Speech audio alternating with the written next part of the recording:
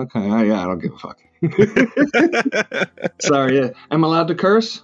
Oh yeah, as much as you want. Okay. Okay. Because yeah, I'm a character.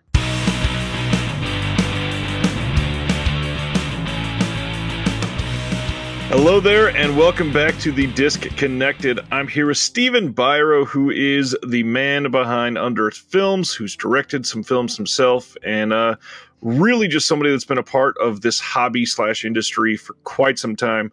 Stephen, thank you for giving me the time and for finally being able to sit down. I know that we've been trying to do this for a long time. I know. I apologize for not doing the last meeting. It's been crazy busy.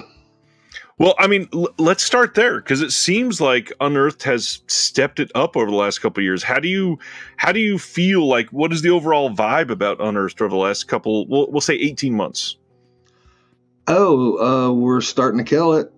Everybody's happy, everybody's thrilled, but killing it means a lot more work. Right. So we're all, busting our ass, a little bit behind on this, a little bit behind on that. I mean, yeah. Luckily, I'm bringing more people into the fold, Good. And that's been helping out, a bit, but still, because we're really small, actually, Right. compared to the other companies. I don't see how the hell they do it, but every time when I meet them, they're always like, "How do you do it?" And I'm like, "What do you mean?" They're like, "How do you do it?" And yeah, but it's fun. I mean, we've been around for 20 years. So, Jeez. yeah, and I mean, we've almost been put out of business because the film industry is terrible. Right. If anybody's going to be ever honest, and if they're like, "Oh yeah, the Hollywood's amazing," no, it's terrible. So yeah, so we've managed to stick around for 20 years, and really happy about that. Just because I don't want to be selling used cars. That's a good point. I mean, managed to stick around for 20 years. Has there been moments where it's felt like Unearthed was on its death knell for you? Oh yeah. Oh, a couple times. The first one was when we got ripped off $1.4 million from a distributor, and they sold our inventory to Focus Pictures. And we had to go after them over that because there was a clause in our contract that stated they can't, assign us. There's evil things in contracts that people don't realize. But we had, out of the 200 companies who they screwed over, because it was like a lot, 200 companies, some a lot bigger than us that were making, 10, 20, 30 million a year. They fucked them too. And we were at the 1.4 million side, and that could have took us out. But I'm from Florida. I can take 2 pennies and rub them for a month to make another penny. So I've been able to keep Unearthed Films going. After getting ripped off here and there. I mean, I've been in about 5 to 6 lawsuits so far. Oh, geez. Not to us. Right. Going out. Me suing them. Yeah. So yeah. That's so anyway. painful. Yeah, it is. Oh, believe me, if we would have got that 1.4 back in 2005, we would have been a totally different company. Oh, I can imagine so. 2005 was a very different world for this business. Yeah. Yes, it is. Yeah. Oh, yeah. Huge. So you've been on the verge a couple times, and now after 20 years, you're starting to kill it, per your words. How hopeful does that make you about the future? Or are you still extremely trepidatious? Oh, I'm always wary, because I work with a lot of the elders in the horror and film community. Right. And they all think collecting is going to go. It's going to disappear. It's going to all be VOD. And I'm like, no, you don't understand. Because for Unearthed, I used to have the biggest comic book store in Tampa, Florida. And it was amazing. oh, it was just like almost printing out money hand over fist. Yeah. And but then it was before the comic book industry crashed, Right. which was like 98, 99. Yeah. And that's when I got out and opened up a cult video store. But at the time, I don't think a crazy cult video store with, you know, all the kung fu, the anime, the hentai, the ultra gore, you know, I think it was before its time because it struggled. Yeah. And back also in those days, I was bootlegging VHS to VHS. I had a company called Video Mayhem of Florida. And it's sort of fun because every now and then people will chime in and they said, dude, I've been following you since Video Mayhem of Florida. You know, and that was the thing because that's why I opened up the video cult store because the bootleg and everything, DVD was new, and suddenly everybody was putting out, you know, Last House on Dead End Street, Necromantic, and I'm like going, you know, let me get legitimate. Right. And then Unearthed fell in my lap.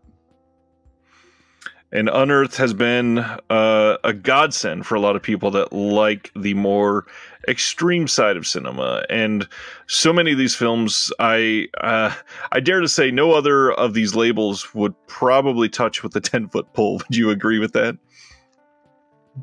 Yes. Yes. Yes.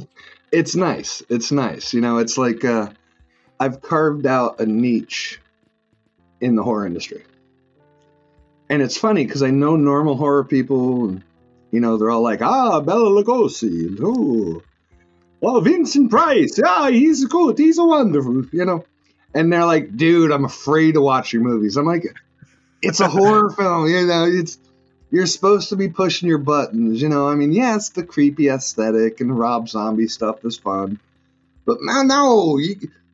And I always tell people, it's like, I'm like, look, you know, you get horror fans, and they come in and they're all like, oh my God, Jason and Freddy and Michael Myers and Chucky.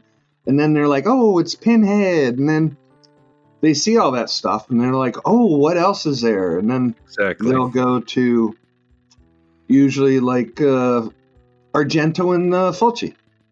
Yeah.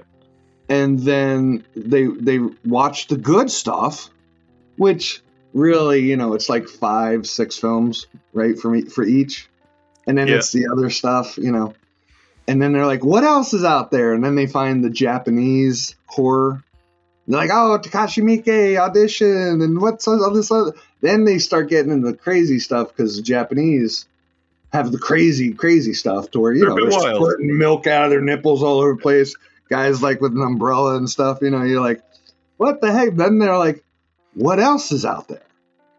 And then they go to the German splatter, you know, the German horror movies, you know.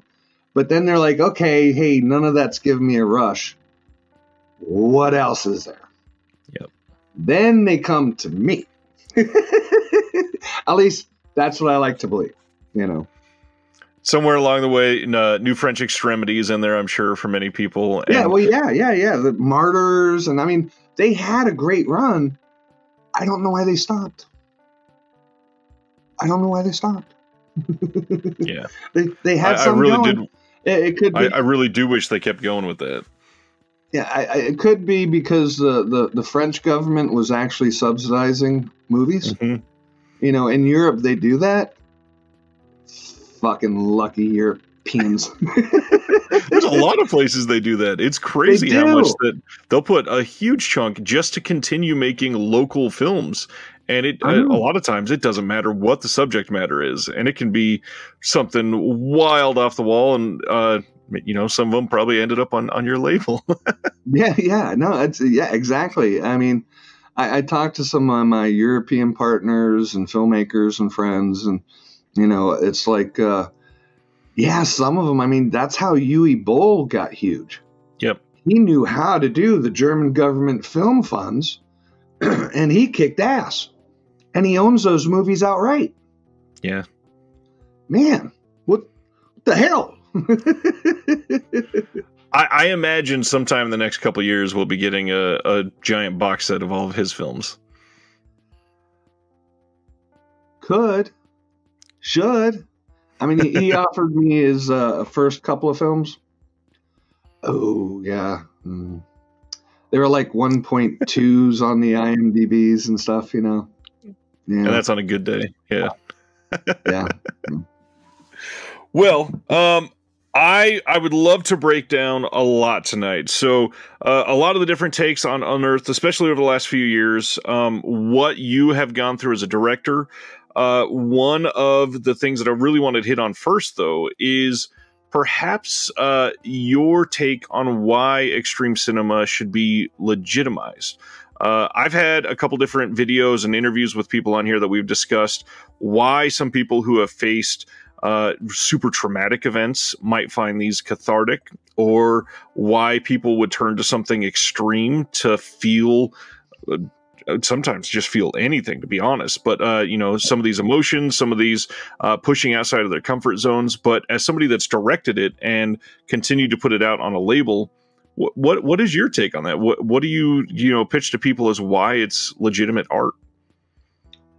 Well, I've had in the early days, I'd do the conventions. I mean, I still do the conventions, but I would have people come up to me and be like, "Dude, thank you so much for releasing the films you do, because instead of me getting on a bell tower and start shooting people because I'm so angry at the world and, you know, this and that, I can get rid of my anger by watching fake people getting murdered and fucked and raped and destroyed. And, you know, it gets the anger out of me because I can put my hatred at the world onto the TV while I'm sitting in the safety of my home."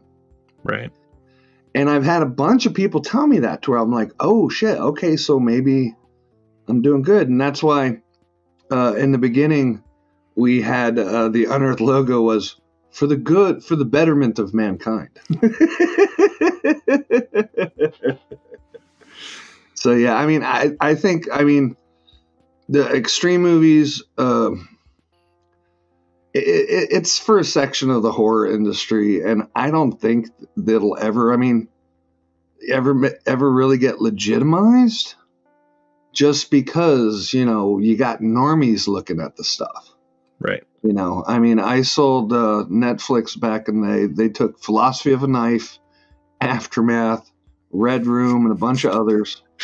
And I was with a distributor called Breaking Glass, and they ripped us off. I didn't see a dime of it. But, you know, they had Slaughtered Vomit Dolls on Netflix for a month. Okay, so it was up there for a month. And then I guess they got so many complaints they pulled it. But then they had the other films up, you know. So that's cool. And I'm surprised that they took it, because, like, in Philosophy of a Knife, Andrei Iskanov, the director, it's like, he's like, yeah, man, we shoved a cockroach in a woman's vagina. And I'm like, what? Don't do that. Don't do that. Hey, and we also got into a morgue, and I sprinkled the dead bodies with, like, bugs and earthworms and stuff. I'm like, don't do that. What are you doing? Stop. I'm pushing envelopes, you know. And I'm like, okay. But yeah, it was on Netflix for 2 years. Never saw a dime.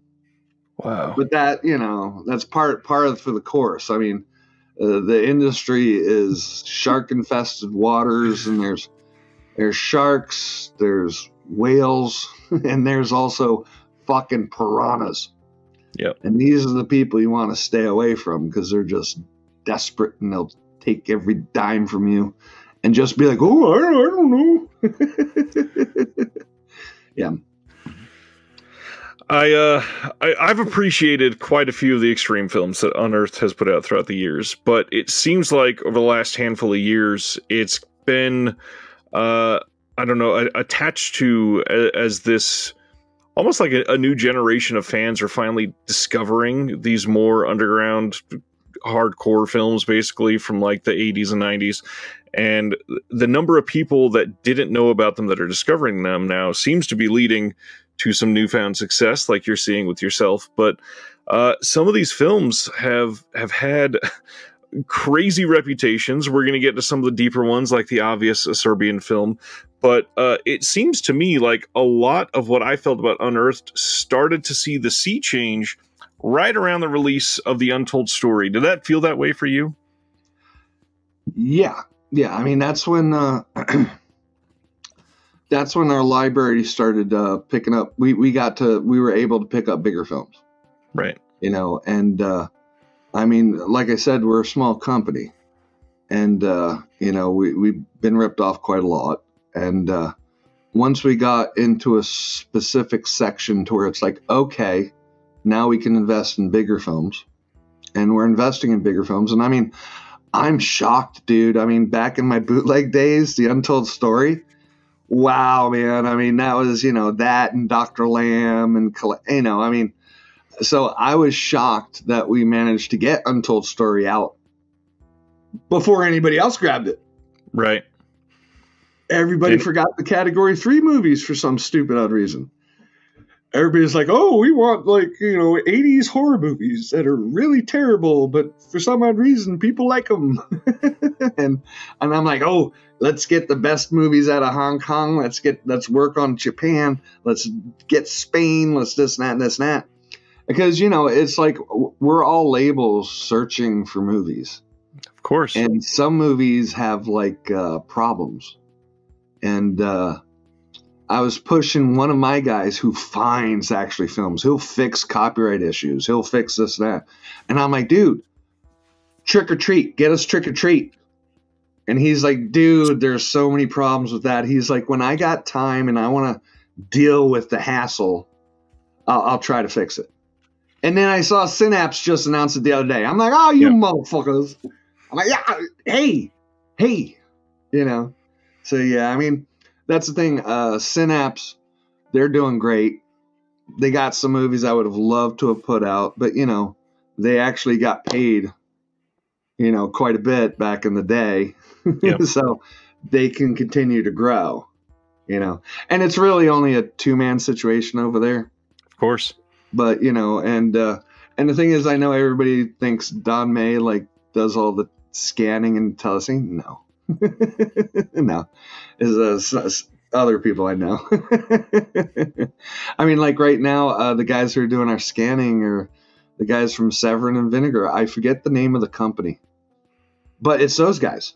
Those guys are handling our scans. I mean, they handle the scans for most people, right? You know, so it's great because we all work together. We sell films to Shout Factory. We sell films to Vinegar. We sell films to not Severin. He's David Gregory goes, and he gets the shit himself. Oh yeah. You know? But everybody else, we get like we sold The Haunting of Julia to Shout. To Shout. Vinegar wanted it, but you know, because we also do international sales. You know, we all handle all of Yuzna's stuff. We got one Beatles movie. You know, we handle, you know, a lot of stuff. You know, so that Haunting of Julia got 4 different releases worldwide within the span of like 6 weeks, and now they're just getting released, and everybody's really talking about it right now. I'm glad that movie's doing well. Yeah, Shout bought World, and they're selling it to the other territories. Yeah, you know, I mean, that's what, you know, some of the big companies can do, and we just sell them. You know, I mean, the amount of money some of these companies are paying for movies are fucking outrageous. I'm like, what the? I'm like, what? I mean, I tell you, I mean, we're actually, you know, we've been in talks with fucking all of Peter Jackson's movies, right? Mm-hmm. And I'm like, we need these. This is what we need. It would fit very well. You get us that. And they're like, well, this will be 6 figures, Steve. And I'm like, okay, here's what we do. If we're going to handle all the sales, let's sell everything to everybody except one title for North America. And we take all of our commission and put it into that for North America. And let's be the first to put it out first. Will it happen? I don't know. We've had films that, you know, we've been in discussions and negotiations with, and there was one producer who owned like a 10% cut of it, and he's being a dick, and we're like, and everybody's lined up to buy it from us, and then suddenly, whoop, somebody comes in and says they got it, and we're like, wait, what the fuck's going on? Okay, something's going on here, you know. Yeah. The release of The Untold Story was magnificent, I have to say. It was such a respectful release for such a title that's got a pretty big reputation. And one of the things on here that's such a big deal is this Category 3 documentary that was put together for it. You guys really stepped it up on this one. And I know that you probably don't get a ton of one-on-one feedback. I just want to say thank you for taking a film like this and giving it that sort of respect. Oh, you're welcome. I mean, Untold Story was one of my favorites. And, you know, I was hunting it down back in the day, and it was always cut a little bit here and there, you know. So it's like when we finally hit up the company that owned it and I found out it's available, I'm like, I sold, bought, here we go, you know. And the thing is, the same company had Men Behind the Sun. And I was like, okay, well, let's get Untold, Dr. Lamb, and then we'll get Men Behind the Sun. And then Lewis Justin from Massacre swooped in, and he got it. And I'm like, you son of a bitch, you know. And I was friends with him at the time. And I was like, well, what about part 2 and 3? And he's like, oh, well, you can get those. And I'm like, I really don't want 2 and 3 without number 1. I'm like, I'll think about it. But then he came in and got those. Right. So that's good. So hopefully those will get released. You know, I know we've had problems with the Chinese companies because they can only do 2K scans. There's no 4K scanners over there in Hong Kong. Oh, damn. Sort of weird. And when they do it, they add all these filters and DRM, people look like wax figures, and right. the audio's like so screwed up to where we've had to deal like with Calamity of Snakes. We're like, no, send us the raw files and then we'll color correct it. We'll restore it a little bit, you know, because it's still, that's like the grindhouse, like, of course. Thing. And, yeah. So it's hard, and that's what I know Lewis is dealing with, and that's why Men Behind the Sun's not out yet. Is because, you know, and I was helping Media Blasters out with their Pinocchio 964 release, because, you know, we put that out first, right? Right. And they hit me up. They're like, Stephen Biro, oh, we just got the digibeta, the version from Japan, and it's total shit. They're like, colors are fucked. It's so, yeah. They're like, oh. And I'm like, well, I got the original digibeta. They're like, your DVD looks 10 times better than what they gave us. Oh, jeez. And I'm like, okay, well, you know, I can give you the digibeta, you know, whatever. And yeah, that luckily they convinced the company to give them the only negative to do a new scan. Wow. But it took them a year. Because they offered it for pre-sale, I guess. Yeah. And then suddenly it's like, So yeah, so I worked with them on that. I mean, that's the thing. The fans don't know we all work together behind the scenes. Right. You know, I mean, some of us are at war. But for the most part, we all work together behind the scenes because, you know, we're all in the same business. We're all in the same horror genre. And since we're selling movies to other companies instead of putting them out themselves, I mean, that was the thing. We did the new 4K scan of Dog Soldiers, and we were handling it. And I'm like, we need to put this out. And Shout offered way too much money. And we're like, okay, here you go. Give us that sweet, sweet agent commission, you know? Yeah. I'm kind of glad they did that because it fixed the reputation on their really shitty Blu-ray they put out originally. Oh, yeah, no, well, that's the thing. We were handling it, and we knew we were going to be selling it worldwide, and then Shout picked it up for world. I'm probably giving too many trade secrets out here, I'm giving you the dirt. There's probably much worse. I'd love to know who's at war if you want to share that. Well, right now, it's not really a war.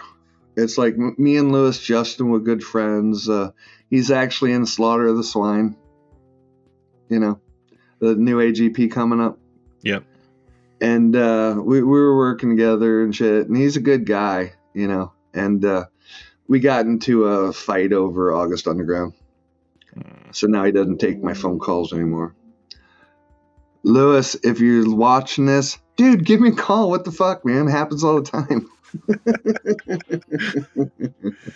I've had a lot of people that seem to be steering away from Massacre, so that makes sense. I don't know.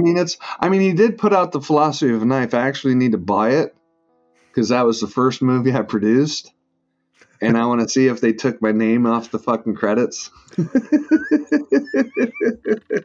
So it'll be a spite purchase. Got it. Well, yeah.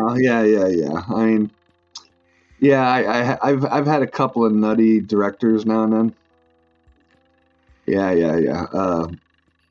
Andrei Escanov was one of them. And I was trying to work with him. Because, it's like, dude, yeah, he can create great stuff. He's got a great eye and this and that and this and that. I mean, he might go a little bit too long. But, it's great. And, I'm trying to work with him. And then, he just flips out on me and shit to where I'm like, okay, yeah. Because the thing is, I paid him the whole budget for Philosophy. He'll tell you different. He'll tell you it's $1 million movie. No. You'd be amazed what you can pull off in Russia, right? And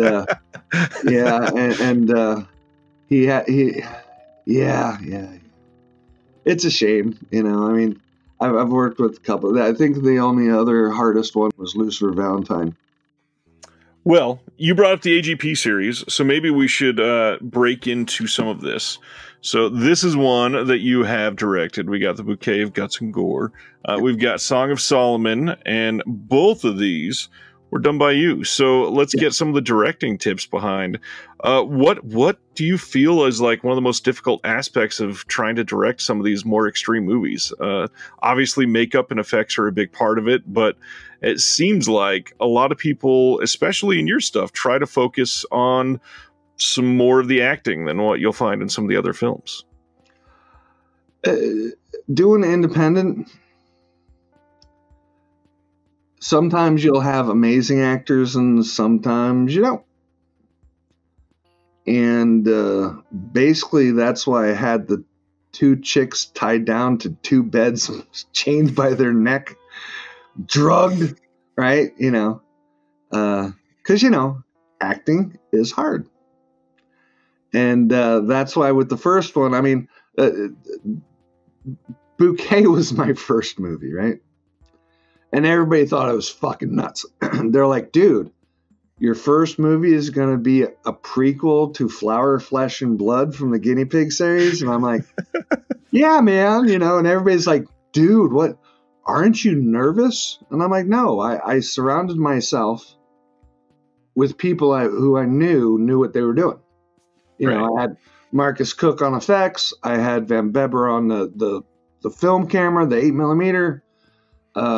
I forced my editor, David Hood, to be in the movie as VHS. And so, and me and Marcus edited Bouquet together. He did the first victim, I did the second victim. And then we put it together, and then he took all the music from Screamer Claws and his friend, what the guy's name? Crap, I forget his name. But and it worked, So yeah, we did good on that. And then with Bloodshock, because I was living with Marcus Cook at the time, and I'm like, okay. And I pitched him Bloodshock, and he loved the fucking idea. So I'm like, okay, this one you direct, and then I'll just write it. but then I produced, like, I bought all the costumes. I made sure we had all the instruments of death and all the props and shit, and he had one of his friends, I forget her name. She built the rubber room, and it was right next to it. It was sort of funny because when we shot that, it was right above my old video store. Interesting. Yeah, because I knew when I had the video store, the landlord showed me the upstairs, and it was an abandoned medical doctor's offices from the 50s, right? That's perfect. Yeah. And he showed it to me, and I was like, oh, I think we might be able to shoot there. So I hit the old landlord up, and he's like, oh, Stephen Biro, hey. He's like, and I'm like, hey, what's going on upstairs? He's like, well, we're going to be making condos in about 3 months. So, here, take a look around. He showed me all around, and I'm like, oh, fuck, we can set the doctor's office here, and we can build the rubber room over here. And he's like, yeah, dude, fucking do it. So boom, had the location for it, and that was really cool. So we set it up, and yeah, and the funny thing is that the woman who was doing the rubber room, yeah, they sort of like dicked off for too long and shit, and to where they were still building the rubber room while I was shooting stuff in the doctor's office, which I set up. And the terrible thing is that I had like $1,500 extra to give her as a bonus, but she screwed up so long it made the shooting go longer to where we were like, okay, you got paid enough. I know. You see, dirt, got a lot of it. So, I'd love to know, like, how people react when they find out what you're filming in these. When you're scouting this location, do you tell the guy what you're going to be doing to it? Well, it was like Song of Solomon, right? That was a cabin out in Crystal River. Gorgeous cabin. Yeah. See, but all the natural wood and everything give it that feel, right? Mm-hmm. And yeah, I told the woman that she was, we want to shoot a horror movie here. We need this for 3 weeks. And then she's like, oh, well, you're putting it in a movie, so I need like an extra $1,500 outside of Airbnb. Of course. So that's legal, right? And but she was cool. I didn't tell her that we were gonna have a chick barfing up guts on the bed for fucking, It's just like, no, it's a horror movie. I just tell people it's a horror movie. I'm not telling people we're going to be splashing the walls with blood. So, yeah. And that the lady we rented the Airbnb from, she actually had a broken septic tank. Oh. And she tried blaming it on us. Oh, come on. And she was trying to get the insurance money from Airbnb. And, the lawnmower guy shows up, a week while we're shooting, and he's like, oh, yeah, no, dude, I told her the septic tank was broken fucking a month ago. She's trying to fuck you. And I'm like, oh, shit. Luckily, the bitch didn't get that insurance money. And, yeah, so fuck you, German lady. This is the behind-the-scenes trade secrets we always wanted. Yeah. Oh, no, and it's funny, too, because I wrote the location agreement for her and stuff, and I sent it to her. And I'm like, hey, sign that thing. And she didn't sign it, refused to sign it, refused to sign it, told me her lawyers are looking at it. And then she sent me the contract back where it's changed so fucking much.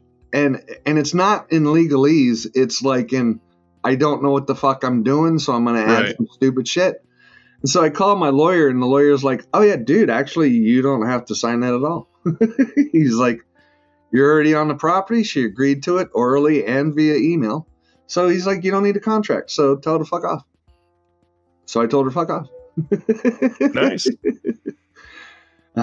And that's the thing, Song of Solomon, that was 19 days of shooting. Jeez. 70 days on the property, 2 days of pickups. And yeah. So it seems like so little for that movie. Huh? That seems like so little time for that movie. Well, it was rough. I mean, I wrote a couple of scenes right on the spot. The whole introduction of the actress with the therapist. Mm-hmm. I wrote that like right there. Jessica Cameron's like, "Hey, we need to do this, and let's add another scene to where it's like, and I'm like, okay, so I wrote that shit all out right there, and she's just like, you wrote all this right there, and I'm like, yeah, well, I know the story well, and and da da da.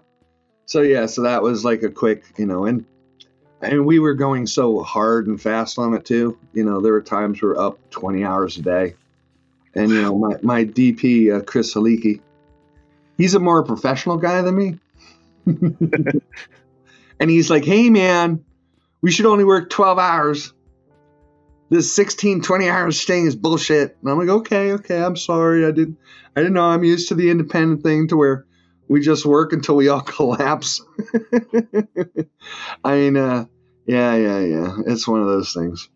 But I'm happy for it. It was just released in Germany in 4K. Sold out. I think I remember seeing that. Yeah, sold out like that. Great cover art. I actually own the artwork because if I sell it to you, you make anything, I own that shit. I need to get that artwork because that artwork's badass. It makes it look exorcisty because it's like bluish tint, Because in the movie it's reddish tint, and that's the thing. I wanted to go with a reddish hue, with the natural wood and whatnot. Because Exorcist is more blue. So I went with red. Yeah, I mean, finding the color schemes for movies are, not a lot of people do it, That's true. Wow. I don't remember this cover, but I just happened to, as you were saying that, track it down. And for anybody that's interested, I'm going to share it right now so they can see it because I don't remember seeing this one. Here it is. There's some of the cover art. Oh, yeah. Boom, that's it. And it was rated. In Germany, it's hardcore to get like extreme movies rated. Right. And they pushed it through. It's like the MPAA, and they pushed it 3 different times, and they finally rated it so it can go everywhere. And now it's like in retail stores and all that shit. I'm hoping they put it on VOD because, it should do well on VOD. I haven't heard the German, the dub yet. And that was the thing. I had this dick named Oliver Krekel. I sued him in Germany because he fucking basically stole Serbian Film and Solomon off of us. And he ripped us off. And we sued him and we won. Now I got to sue the fucking cunt in Germany again. But he sold the fuck out of Solomon. I mean, for some odd reason, Solomon's kicking ass in Germany. Because, they did like a new release of it, and that sold 3,000 units. Like, phew, and now a new media book. Phew. Yeah, it's just, so I guess in Germany, I'm like David Hasselhoff. I'm joking. I could never wear David Hasselhoff shoes. I don't know. I mean, with that beard, they might work. Oh yeah, well, yeah. Yeah, this is my COVID beard, and it's funny because I'm looking at the video, and I'm like going to the wrong side trying to make myself look prettier. Yeah. It looks fantastic. No, Germany, they've had all kinds of problems with bootlegs and stuff for years over there. There's so many of those smaller media book labels that they'll just find some master and dupe it and then put it out in a media book and sell 3,000 copies before you even know that it went up for sale, basically. Yeah, there's a company, XTZ. Yep. Yeah, fuck those guys. Okay, they put out the guinea pig. They're still selling the guinea pig movies. The original ones. And I think they fucked us on the unnameable, and you can't find them. You can't find them. But there's some legit companies in Germany. There's some great ones. That's who we're working with now. So yeah, so it should, I mean, there's good. Now Spain is the worst for bootlegs. Yep. No, yeah, that's the worst. Sons of bitches. A few years ago when I think it was Slumber Party Massacre 2 and 3 from Scream Factory went out of print, and bootlegs of that was cropping up from everywhere, and it turned out that they were all originating from Spain. They just took everything from that original release, copied it, and tried to pass it off as legit, and everybody tracked it back down to Spain. Yeah, it's terrible. No, well, what can you do? No. What company are you working with in Germany now? CVS. No, not CVS. CAV, Laser Vision, Black Hill. I sold all the guinea pigs I mean, that's the hard part is I sold it to one company and I think they flipped to another, but it was like Gore something. I have the media books here. Because they were cool. They bought, American Guinea Pig 1, 2, and 3.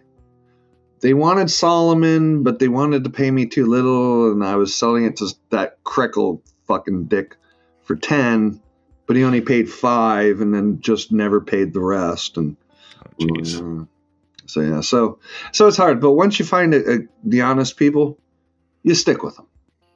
I would agree there. Yeah. Because it's harder than you think.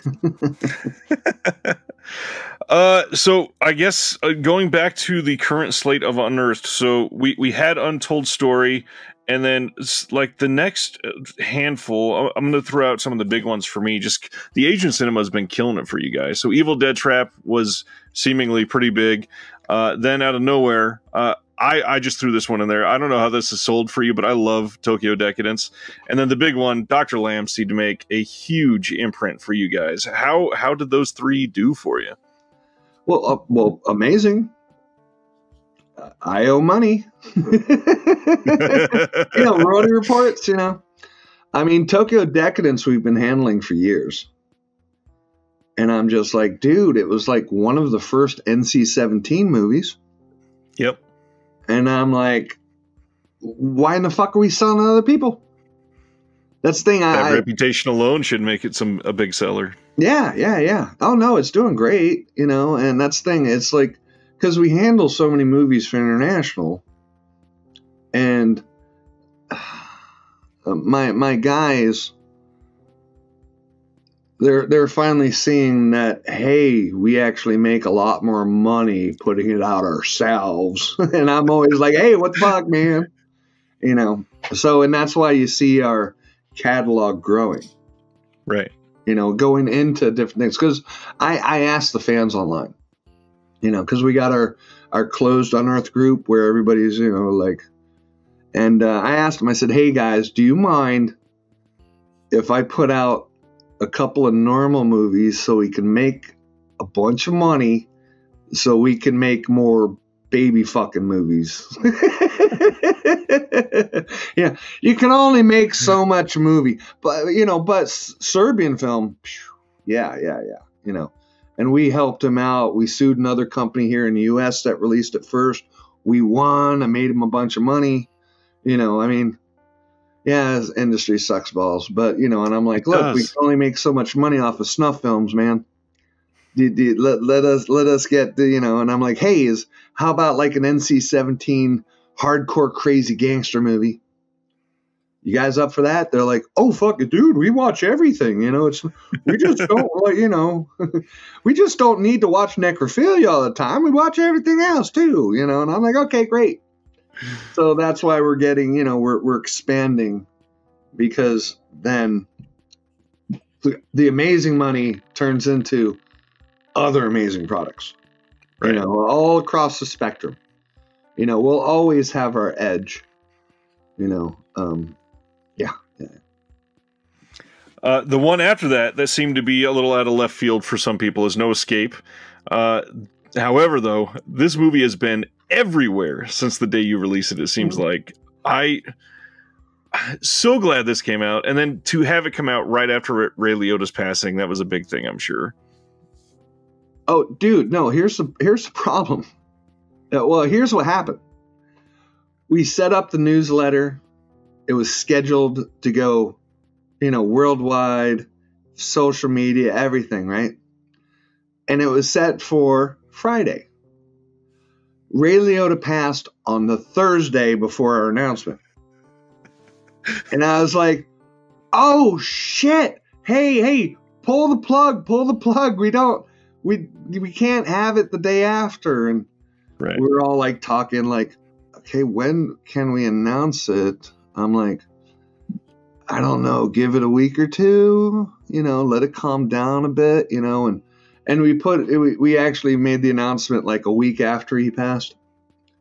And there was only like 2 douchebags on social media that were like, oh, I can't believe a company goes and buys to make money off. And everybody else was cool. They were like, no, dude, contracts and the materials. No, they've been working on this for a while. So, but they didn't know we were going to announce it, just normally. And yeah, he passed. And I guess the guy who plays the prison warden passed too recently. Oh. Maybe like a month ago. Yeah, the guy who played the prison warden, and it passed too. I mean, that's the thing, so many elders now we're going to start seeing all sorts of celebrities going brrr. Yeah, that's we've actually talked about that quite a few times on the channel recently. Oh yeah, with Michael Lerner, that's the one. I totally forgot he just passed. Oh yeah. We've been talking about like the legacy of, if we're not capturing some of these people in these special features, you're not going to get some opinions on these films from the people that created them. This is the time to do it, or it's all gone forever. Right. And it's only going to get worse over the next couple decades. Oh no, I know. It's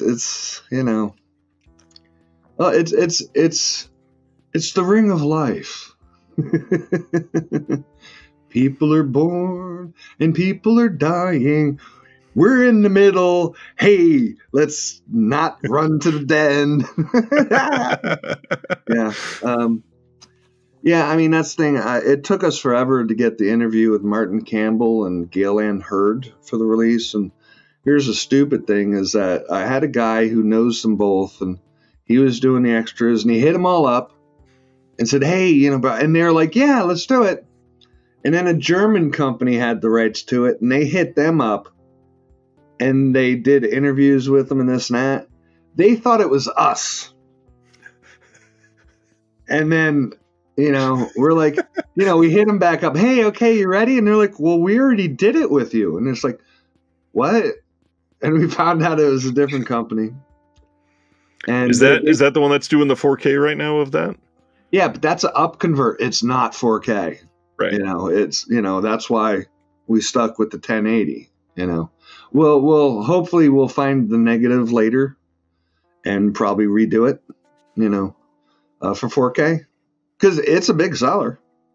Yeah. That's, and that's why, that's the thing, because I go through libraries all the time, and sometimes there's nothing. And then sometimes there's one to where you're like, oh, get that. Get that. We need money. And then others, it's like, oh, they got 5 things. Let's try and buy all of them and stuff. I mean, yeah. I mean, there's a bunch of stuff like that. It's a hard business. Well, the most recent one, Calamity of Snakes. This is batshit. Why don't you explain to everybody what makes Calamity so special? Snake murder. Putting it mildly. That's I mean, yeah, I mean, that was huge on the bootleg circuit back in the day because it's so batshit crazy and it's so freaking entertaining, but it's so politically incorrect. I mean, I'm seeing the reviews, right? And people are like, oh my God, they're fat shaming a chick, and it's like, dude, it was like 1983 and it's Asia. Okay, I'm like, and I mean, they're killing nonstop snakes in it to where it was terrible doing the subtitles for it and the color correction because we'd have to go over it over and over and over again. Right. To where I'm like, oh, this mongoose scene, fuck. I'm like, This is the 12th time I've watched it. Yes. Yeah, no, and it's batshit crazy.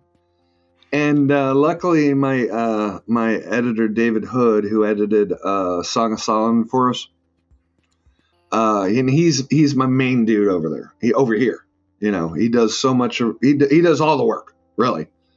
And he's like, "Hey, man, I think we ought to do a cruelty-free version because other companies are doing that too. They did it for Camp Holocaust. They did it for this, that."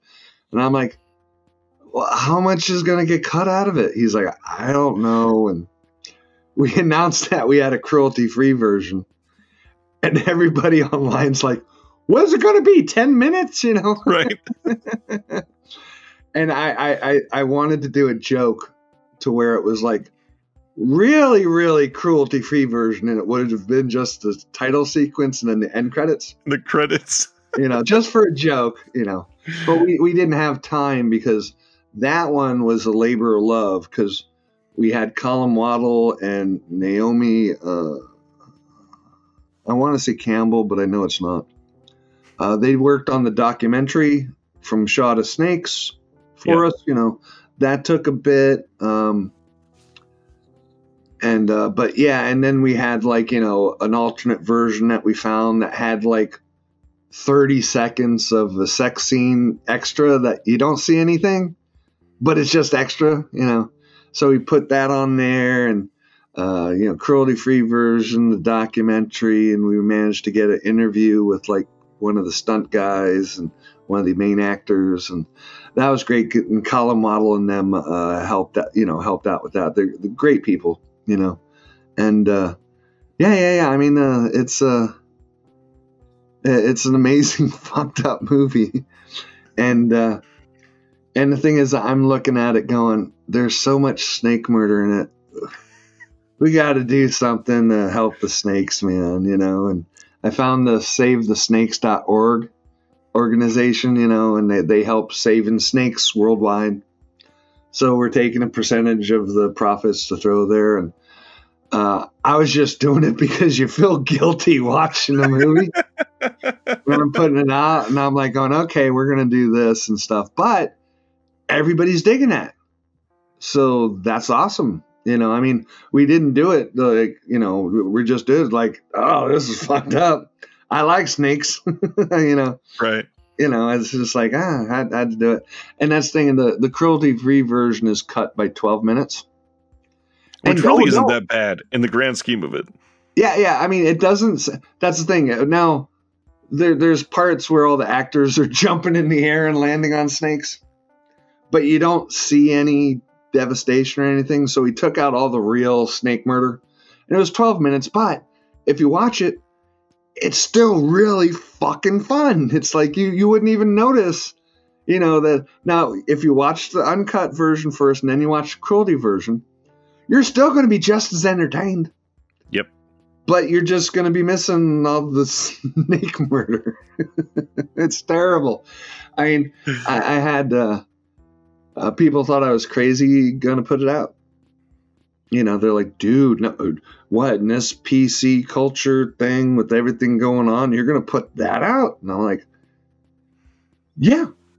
It's a amazing fun movie. I mean, you squirm, you laugh, you cry. I mean, and the great thing is that, so many new people are finding it. Right. And they're just like, what? They're like, yeah. Oh, and the thing is, you brought up Dr. Lamb. I haven't brought up anything about that. But Dr. Lamb is also one of my grails, Yeah, it's a big one. Yeah, no, it's a big one. And, we had a hard time because we got the audio from the Hong Kong company, and they threw all sorts of filters on it and crap like that. So we actually had to find the original laser disc of it because it had the cleanest audio. And we had to do that with Untold Story too. Oh, geez. You had to take the audio from the laser disc and then line it up. And of course, due to different frame rates and stuff, you got to really edit it. It's not easy. No, it's not easy. No, so it's So yeah, so I was surprised, and the thing is, Dr. Lamb is the full uncut. It's the full uncut. We haven't gotten into any trouble. But no, and yeah. Ringo Lamb is like fucking amazing in it. I mean, that's the thing. That's, it was like, for me, the Hong Kong movies, it's like, okay, for me, Untold Story, Story of Ricky, Dr. Lamb, Ebola Syndrome. Then, what the fuck is that name? Well, I'm not going to tell anybody else the name of these movies because I know I got spies. There's spies here. Other companies will watch this because they know I got loose lips and I'll sink ships. And yeah, I can bleep stuff too. Yeah. And that's the hard part. It's like, because we're all friends, most of us. I got a couple that hate me with a passion, and it was due to actually stupidity. Because I have one company that one guy in the company is awesome. We were damn great friends. Haven't talked to him in a long time. The other one hates me with a passion because some filmmaker hates him with a passion and refused to do the extras for him for a couple of his releases when he did a bunch of extras for us. And yeah. It's just, and he hates me. He actually keeps me out of a couple of conventions too. Politics. No, this industry, politics. Yeah, it's just stupid. The convention circuit's actually where I met you the first time. I brought that up when we talked on the phone. It was Texas Frightmare 2019, and I immediately you were so down to earth and just an absolute breath of fresh air when you start talking to some of these people from some of these labels, and you're just kind. I love it. Oh, thank you. It's just I'm me. That's. There's no air of bullshit and like, oh, I am the king. Look at my beard.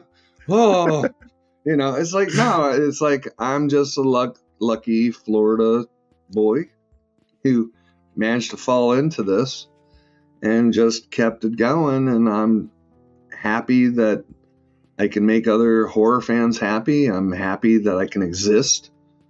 Because, otherwise I'd be like, yeah, this 1973 Cadillac's got an 8-track and ice cool auto air. Otherwise that's my future. But yeah. So. Dr. Lamb, I did want to bring up really great commentary for anybody that hasn't picked this up yet. Art Edinger is on this with Bruce Holacek, and the commentary for this was nominated for one of our Shelf Shock Rewind Awards for Best Commentary for the year. Just killer release. Yeah. I mean, Art and Bruce are good friends. I've known them for a long time. And they love the Category 3 things. I mean, I just had Art do commentaries with Fred Vogel and Jeremy Cruz for August Underground Mortem, and August Underground Penance. Nice. So Art's there. Art's helped me out. I help him out. He helps me out. I mean, they need to put out another copy of the fucking Ultraviolet magazine, Art. I'm always yelling about that. But they were thorough. They even Art was just telling me the other day. I talked to him yesterday, and he's like, because they're working on the Profane exhibit commentary with Amanda and Maggot. And he told me that him and Bruce actually sit down and they do a test run of the commentary. So they actually rehearse their lines. Nice. That's awesome. I usually don't. I usually have a couple drinkies and I sit down in front of the movie and I just spout my stuff. The funniest commentary that I think that we have, well, just me personally, is me and my business partner, Paul White. He produced the movie Nightwish, right? So I went over to his house, and it's me and him talking about the movie. Now, I took some notes from IMDb and stuff. And Paul, he's the producer. He's like, I was only on set for one day. And I'm like, well, how was the craft services table, you know? And it's funny because the reviews are like, yeah, Stephen Biro and Paul White do the commentary, and it's a race to the bottom to see who knows the least about this movie. So that was funny. But the Calamity of Snakes commentary with Nathan Hamilton and Brad Slayton. Nathan Hamilton is deathly afraid of snakes. So it's more of a reaction commentary. But it's so fucking hilarious. Because Brad was just teasing him the whole time. And Brad was just like, dude, he was watching it like this. He's actually shaking. He's like, ah. He's like, dude, it was amazing. He's like, thank you so much for allowing me to, to torture him for an hour and a half over That's Calamity awesome. of Snakes now. And the funny thing is the release of Serbian Film. Right? We had Joe Lynch and Adam Green do the commentary. Right now, they did the commentary themselves on the podcast, so it was already done. And I guess Adam Green was a bit sick at the time, but it's fucking a hilarious commentary because Adam Green starts barfing at parts of the scene, and then his chihuahua is humping a little teddy bear with a squeaky toy in it. So you got Adam Green barfing and his chihuahua going beep, beep, beep, beep, beep, beep, beep, beep.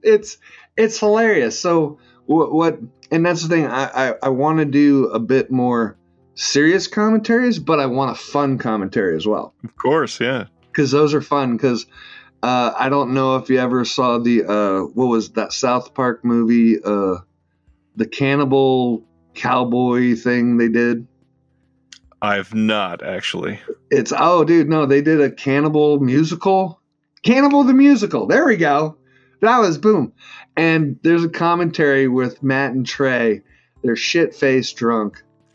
And it's funny in bit, but then Trey's like whining about an ex-girlfriend for like 20 minutes in the commentary. And but it is hilarious though.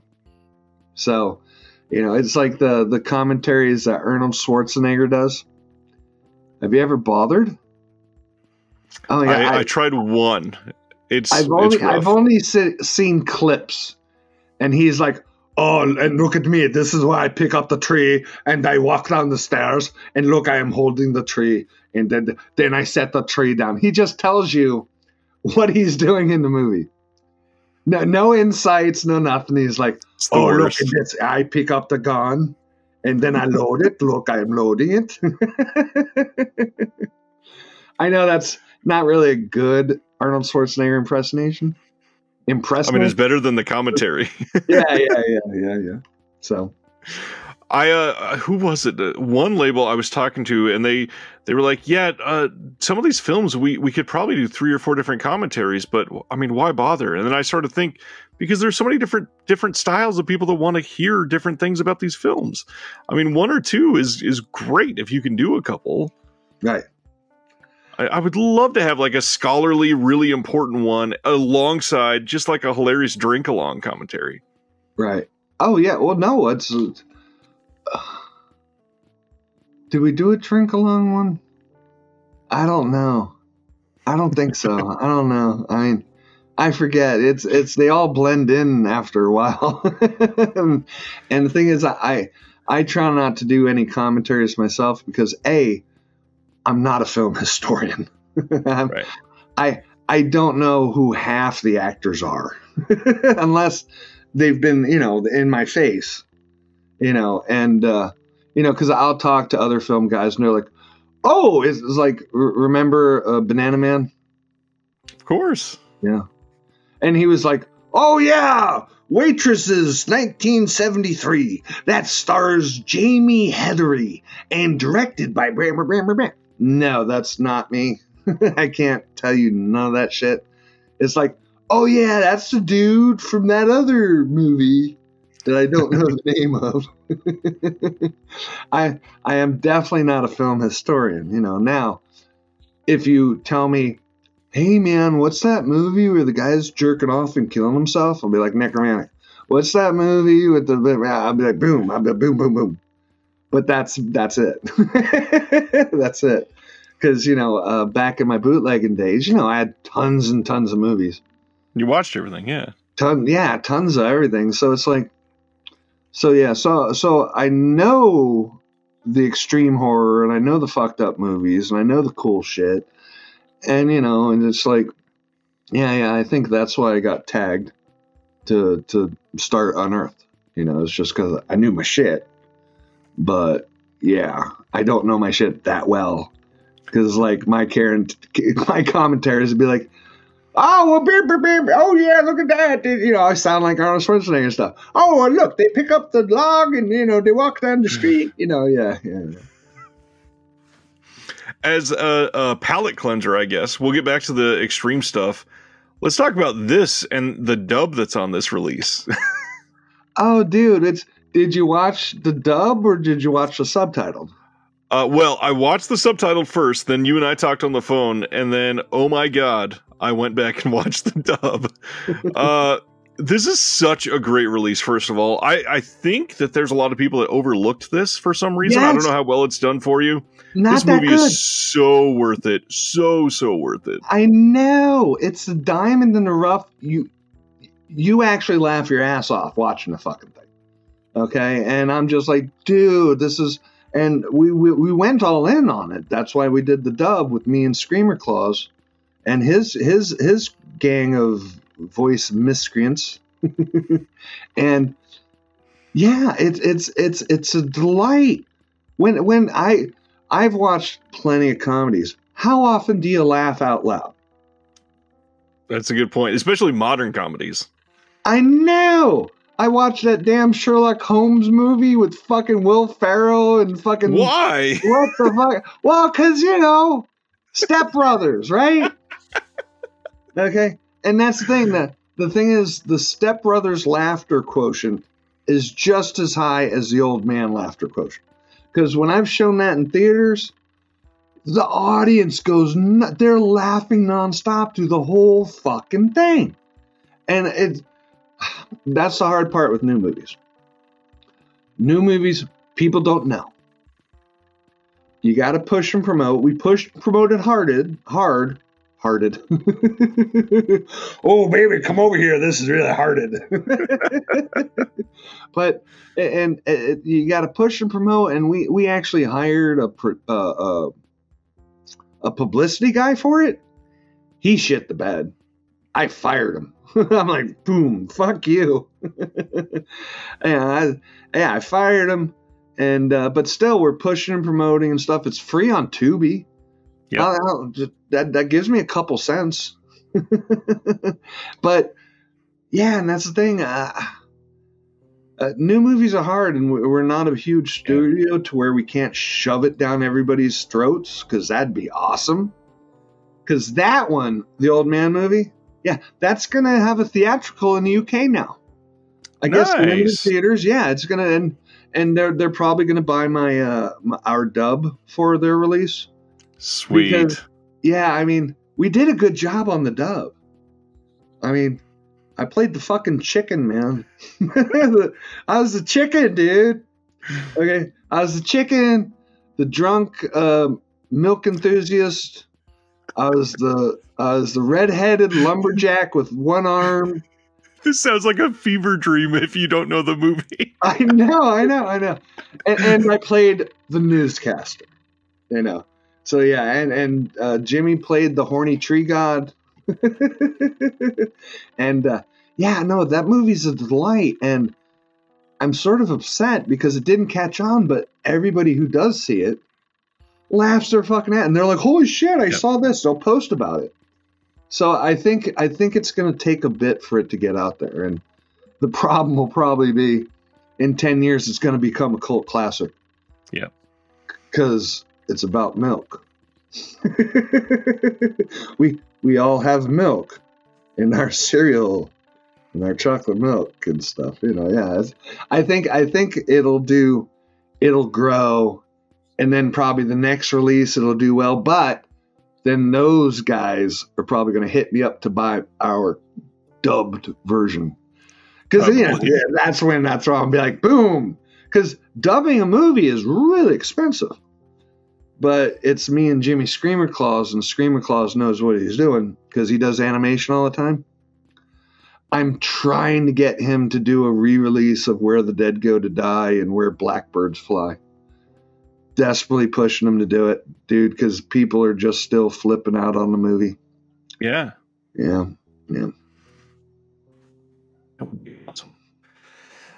Speaking of people that you've been close to, we can't just not mention Nicholson. So I've got all of the ones you've put out so far. How about, possibly an update on Gutterballs 2 or what else is going on with this catalog? For those that haven't checked out the Ryan Nicholson stuff, sad story. Dude passed too young. It is a fun filmmaker that made a lot of waves for when he was doing stuff. Some of the movies are better than others. They're not for everybody, but if you're into the style, you're really going to love them. Yeah. We took over the Indiegogo, and I didn't see any of the money.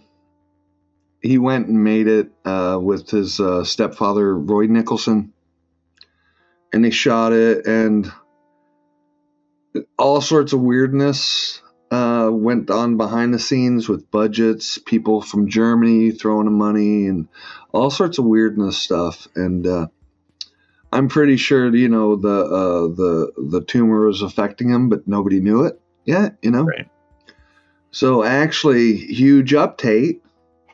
We just got the finalized audio from Australia. I have the final cut of Gutterballs 2. And it was just handed back to Marcus Cook, who's been doing the editing. Nice. And we totally re-edited it because he had a screening at Texas Frightmare that everybody walked out of. I wasn't there. I didn't see it, but I heard, and that's why Nicholson was like, people hated it. So we totally re-edited it.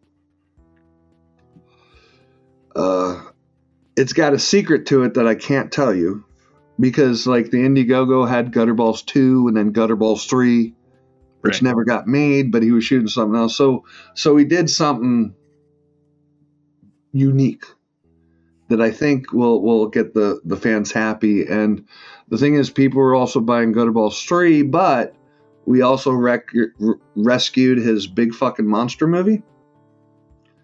So, we're going to give out, Gutterballs 2 and Big Fucking Monster to all the people who bought, through the Indiegogo. I mean, we're going to have to hit them all up and say, hey, we need your updated address. Yeah, I'm sure there'll be some that'll be like, that they changed their email address, there'll be some, but the idea was because basically what we did was, Ryan was sick. He sent us everything he had, and I was like, look, here's the deal. We'll do this. We'll rescue all the extras, all the film, all the films. We'll fix any films that need. We'll re-release them, put them all on Blu-ray so that we can give his family back the full library, and it'll have 2 extra films in it, Gutterballs 2 and Big Fucking Monster. So we just got the finalized audio, so I think Marcus will send me the finished film. I mean, I have the finished film with the audio and this and that, and low compression, just from what the guy in Biz out in Australia, he's been working on the audio, and that's the thing. I mean, I'm paying Marcus, for the work that he's done and stuff. And yeah, I mean, the cool thing is that the family's really cool, and the sales from his original stuff like Famine and Star Vehicle and this and that's going to go to help pay for the editing and finalizing Gutterballs 2 and the Big Fucking Monster, which I'll just eat. But it'll be the manufacturing and the shipping. That's going to, hit. But I figure that in the long run, it's the horror fans that really, who they loved Ryan and they wanted him to succeed, and he didn't, and he passed. But we want him to finalize and succeed. And that's where we're stepping in to do all this, because the fans are really family. They're just not consumers. They're not customers to us.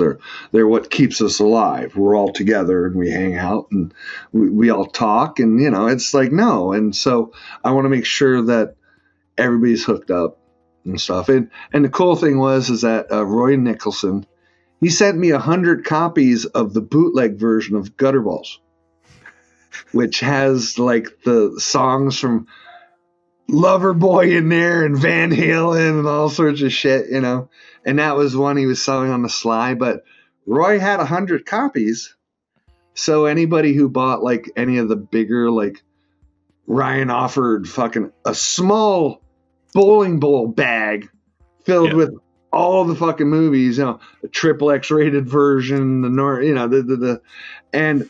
the thing is, when I did the deal and I'm taking over the Indiegogo for him, I looked up trying to find mini bowling bags. They do not exist. They do not motherfucking exist. And I'm like, dude, thinking to myself, dude, so how are we going to make these by hand? What are we going to do? How do we get 100 mini bowling bags to put? I'm like, I can't replicate that, man. I'm like, what a going away present for you. Yeah, well, I don't, man, but I think that, us stepping up to the plate and taking over, a snafu of this strength, this big of a thing. I think the fans will be happy, and I'm hoping that they praise us and being like, yeah, Biro, they didn't have to do any of this shit. They could have just left Gutterballs too. Like, oh, you don't know what's going on. It's just, I try to help. I actually try to help. Fuck, it's harder than you think.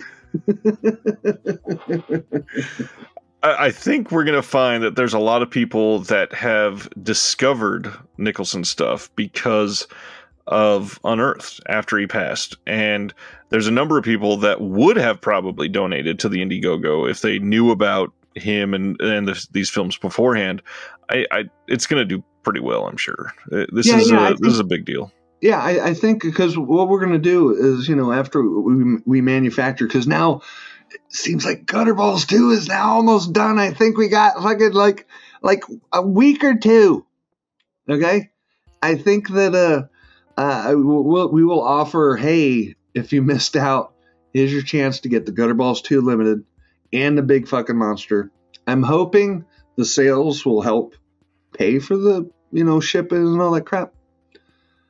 So yeah, I think, and the thing is, Big Fucking Monster is actually fun. No one's seen it. I think that'll do good on VOD and whatnot. Now, Gutterballs 2, no, this is a waggle of the beard. No, I don't. Yeah, you will not be able to get Gutterballs 2 on VOD. I'm not even on my own channel. I know what's in the movie. No. No, So yeah, so I think it'll be just physical and whatnot. And we'll probably get to put it out through normal retailers, after we hook up everybody with the Indiegogo. But yeah, but we're right there. Oh, I'm so happy. Very nice. I'm so happy. Yeah. I guess the last singular title before I talk about the other specialty that I'm excited to see what you say about. This one is basically synonymous with Unearthed over the last couple of years. This film, the reputation obviously is in many circles bigger than the movie itself. I imagine this has sold ridiculously well for you. But beyond that, I'm just curious, like some of the extreme reactions that you've had to this movie coming out, because I've seen there are many people that hate this movie just based on the principle of it and don't even know what the fuck is in the movie. Yeah, they haven't seen it. They're a bunch of them are liars. I mean, I've seen people post, "Oh my God, I tried watching this and I had to turn it off after 20 minutes." It's like, wait, nothing happens till the middle of the movie, pal. Right. I mean, it's the internet. People lie every day to be like, look at me. I tried to watch this. I couldn't get 5 minutes into it. It's like, shut up. Yeah, you have not watched it. You're a liar. Thank you. Once in a while I'll chime in, but yeah, and that's the thing. I met a surgeon at a horror convention, Days of the Dead, here in LA. And I told him that I was in a bidding war for it. And he's like, "Oh, really?" And I was like, "Yeah, dude, fucking, when they put X amount of money," I was like, "Okay, little Stephen Biro's out." And he's like, "Oh man, I really wish because he got taken for a ride. He got ripped off by a company called, all you have to do is just look at the first release here, and that's the company, right?" And I told him, "Well, hey, look, we'd love to put it out. Let's work out a deal." And so, we got the merchandise rights. We got this, we got that. And then he started showing me all the footage they had. And I'm like, wait, he gave me the storyboards. And they're all hand drawn. And I'm like, dude, what? Where's this scene and where's that scene? He's like, "Oh, well, we cut it just to make it, streamlined." And I'm like, dude, let's put that shit back in. Let me and my editors fucking go to town. And let's fucking add to the movie, because this movie's been so cut that people don't know what's the longest version, even though our version is a full uncut. I'm like, dude, let's put out the extended cut. Okay. Because people are going to shit because they have no clue what's coming up. And it fucking works. That's when people watch the new extended cut we got coming, you're not going to notice. It's not going to be like fucking Clive Barker's Nightbreed, to where you actually notice that, no, it's just going to be like full-on movie, because I think there's like about 23 new shots and scenes and everything. It's going to have a little bit of everything, to where, for fans of the film, they're going to be like, "Oh shit, that's new. Hey, that's new. Hey, whoa, hey, there's more baby scene." I'm like, "Hey," so yeah, and I think, and that's the thing, because he gave me like full access to all Serbian film. Right, because we did that Serbian exhibition. Have you seen that on the extra? I have, and I know a couple people that went and God, I'm not going to say a name, but somebody I know from one of the Facebook groups had some hangout time with you, and one of his big claim to fame is like, "Look, I got a picture with the baby." Yeah, no, I still have the baby. Yeah. Babies, I got everything. I got everything here. And here's the problem, is that because at the time of that, we had the screening, we had the exhibition, and we were running the eBay auction to sell everything. First, Serbian Baby was already sold. Somebody bought it. Marilyn Manson was wanting the mask, fucking Barbara, and eBay pulled all the auctions. And they even pulled fucking costumes. And we're like, "Hey, why are you pulling the costumes?" They're like, oh, well, there's blood on. There's no blood on these costumes. What the fuck? It was just Serbian film. I guess we had like a couple of fucking like, you know, pearl clutching bitches fucking send shit to eBay to fucking get them to pull it off.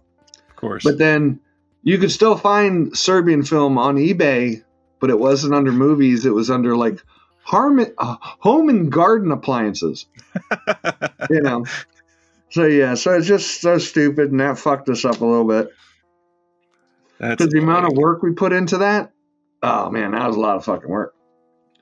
But yeah, so I've helped Serjan sue other companies, and yeah, it's been it's been a ride, and Serjan's a great guy.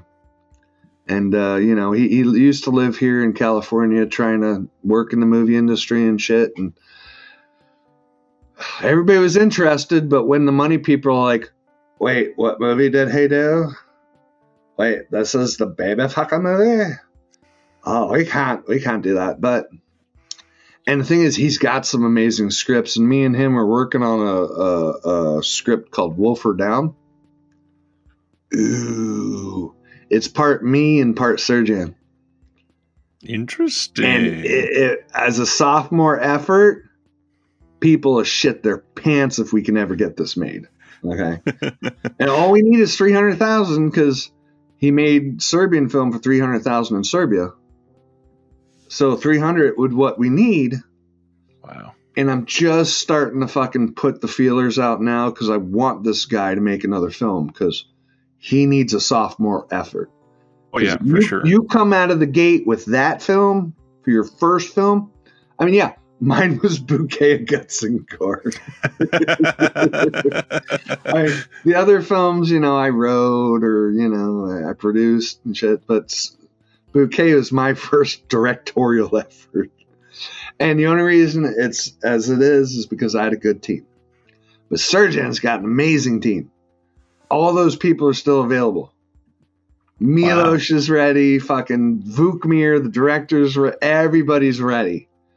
And it's just like, So I'm going to be pushing because the thing is we're going to be like killing it with Serbian film soon because I got Scott Shermer from Headless working on the documentary now. Because I culled that's the thing when Serjan showed me all the behind the scenes footage that they shot. They had a camera woman on set shooting every day of the movie. Wow, that's pretty damn rare. Yeah, and it was 62 days of shooting. So Jesus Christ, that's a lot of footage. They had 160 hours of behind the scenes footage. And I saw that and I'm like, hey, let's make a documentary. And he's like, oh, blah, blah, blah. And the only shitty thing is I had this indie guy that was working with us, but he flipped the fuck out. He lost all the footage we fucking edited together, the extended cut and the documentary. He lost it all. Bonehead didn't save the timeline on anything else except the hard drive. I think that his dog like fucked up. He's going through a little bit of a hard time, but I had to fire him because I was working with him on another film, but yeah, that thing went to shit too. Yeah. So anyway, I cut the Serbian behind the scenes down to 2 hours of all the best footage from the 160 hours. We got all new interviews from Serbia, from all the actors, DP, everybody. Oh no, it's gonna be a fascinating documentary because it's gonna be sexy, it's gonna be comedic, and yeah, the time they had doing the baby scene and doing all the other stuff. No, they were having a fucking blast, you know. There was, you know, because everybody thinks they're so evil and this. It's like no, they're actually mainstream actors in Serbia. It's just, you know, Serbia has a weird film industry because they don't make horror films. They usually do dramas and like war movies because they had genocide going on over there. And that's the thing. That's why, Sergio hasn't made anything new, just because their country, it's all like, dramas, goofy comedies, yeah. But it's going to be awesome because soon we're going to be having the extended cut and the documentary cut. We'll probably have fucking some vinyl come out for the soundtrack because the soundtrack is amazing. Wow. I've been wanting to do that myself, but I don't have things, so I'm talking to another company who's really good with vinyl. So I think you're gonna see us now spreading out, like in a good way, not like herpes or anything. Is this new Serbian, is this still going to be 4K? I know that was talked about in the rumor. Yeah, it'll be 4K. Wow. I mean, that's the thing. We're just 4K is new, and actually the fans don't understand. Some movies will not look good in 4K. Right.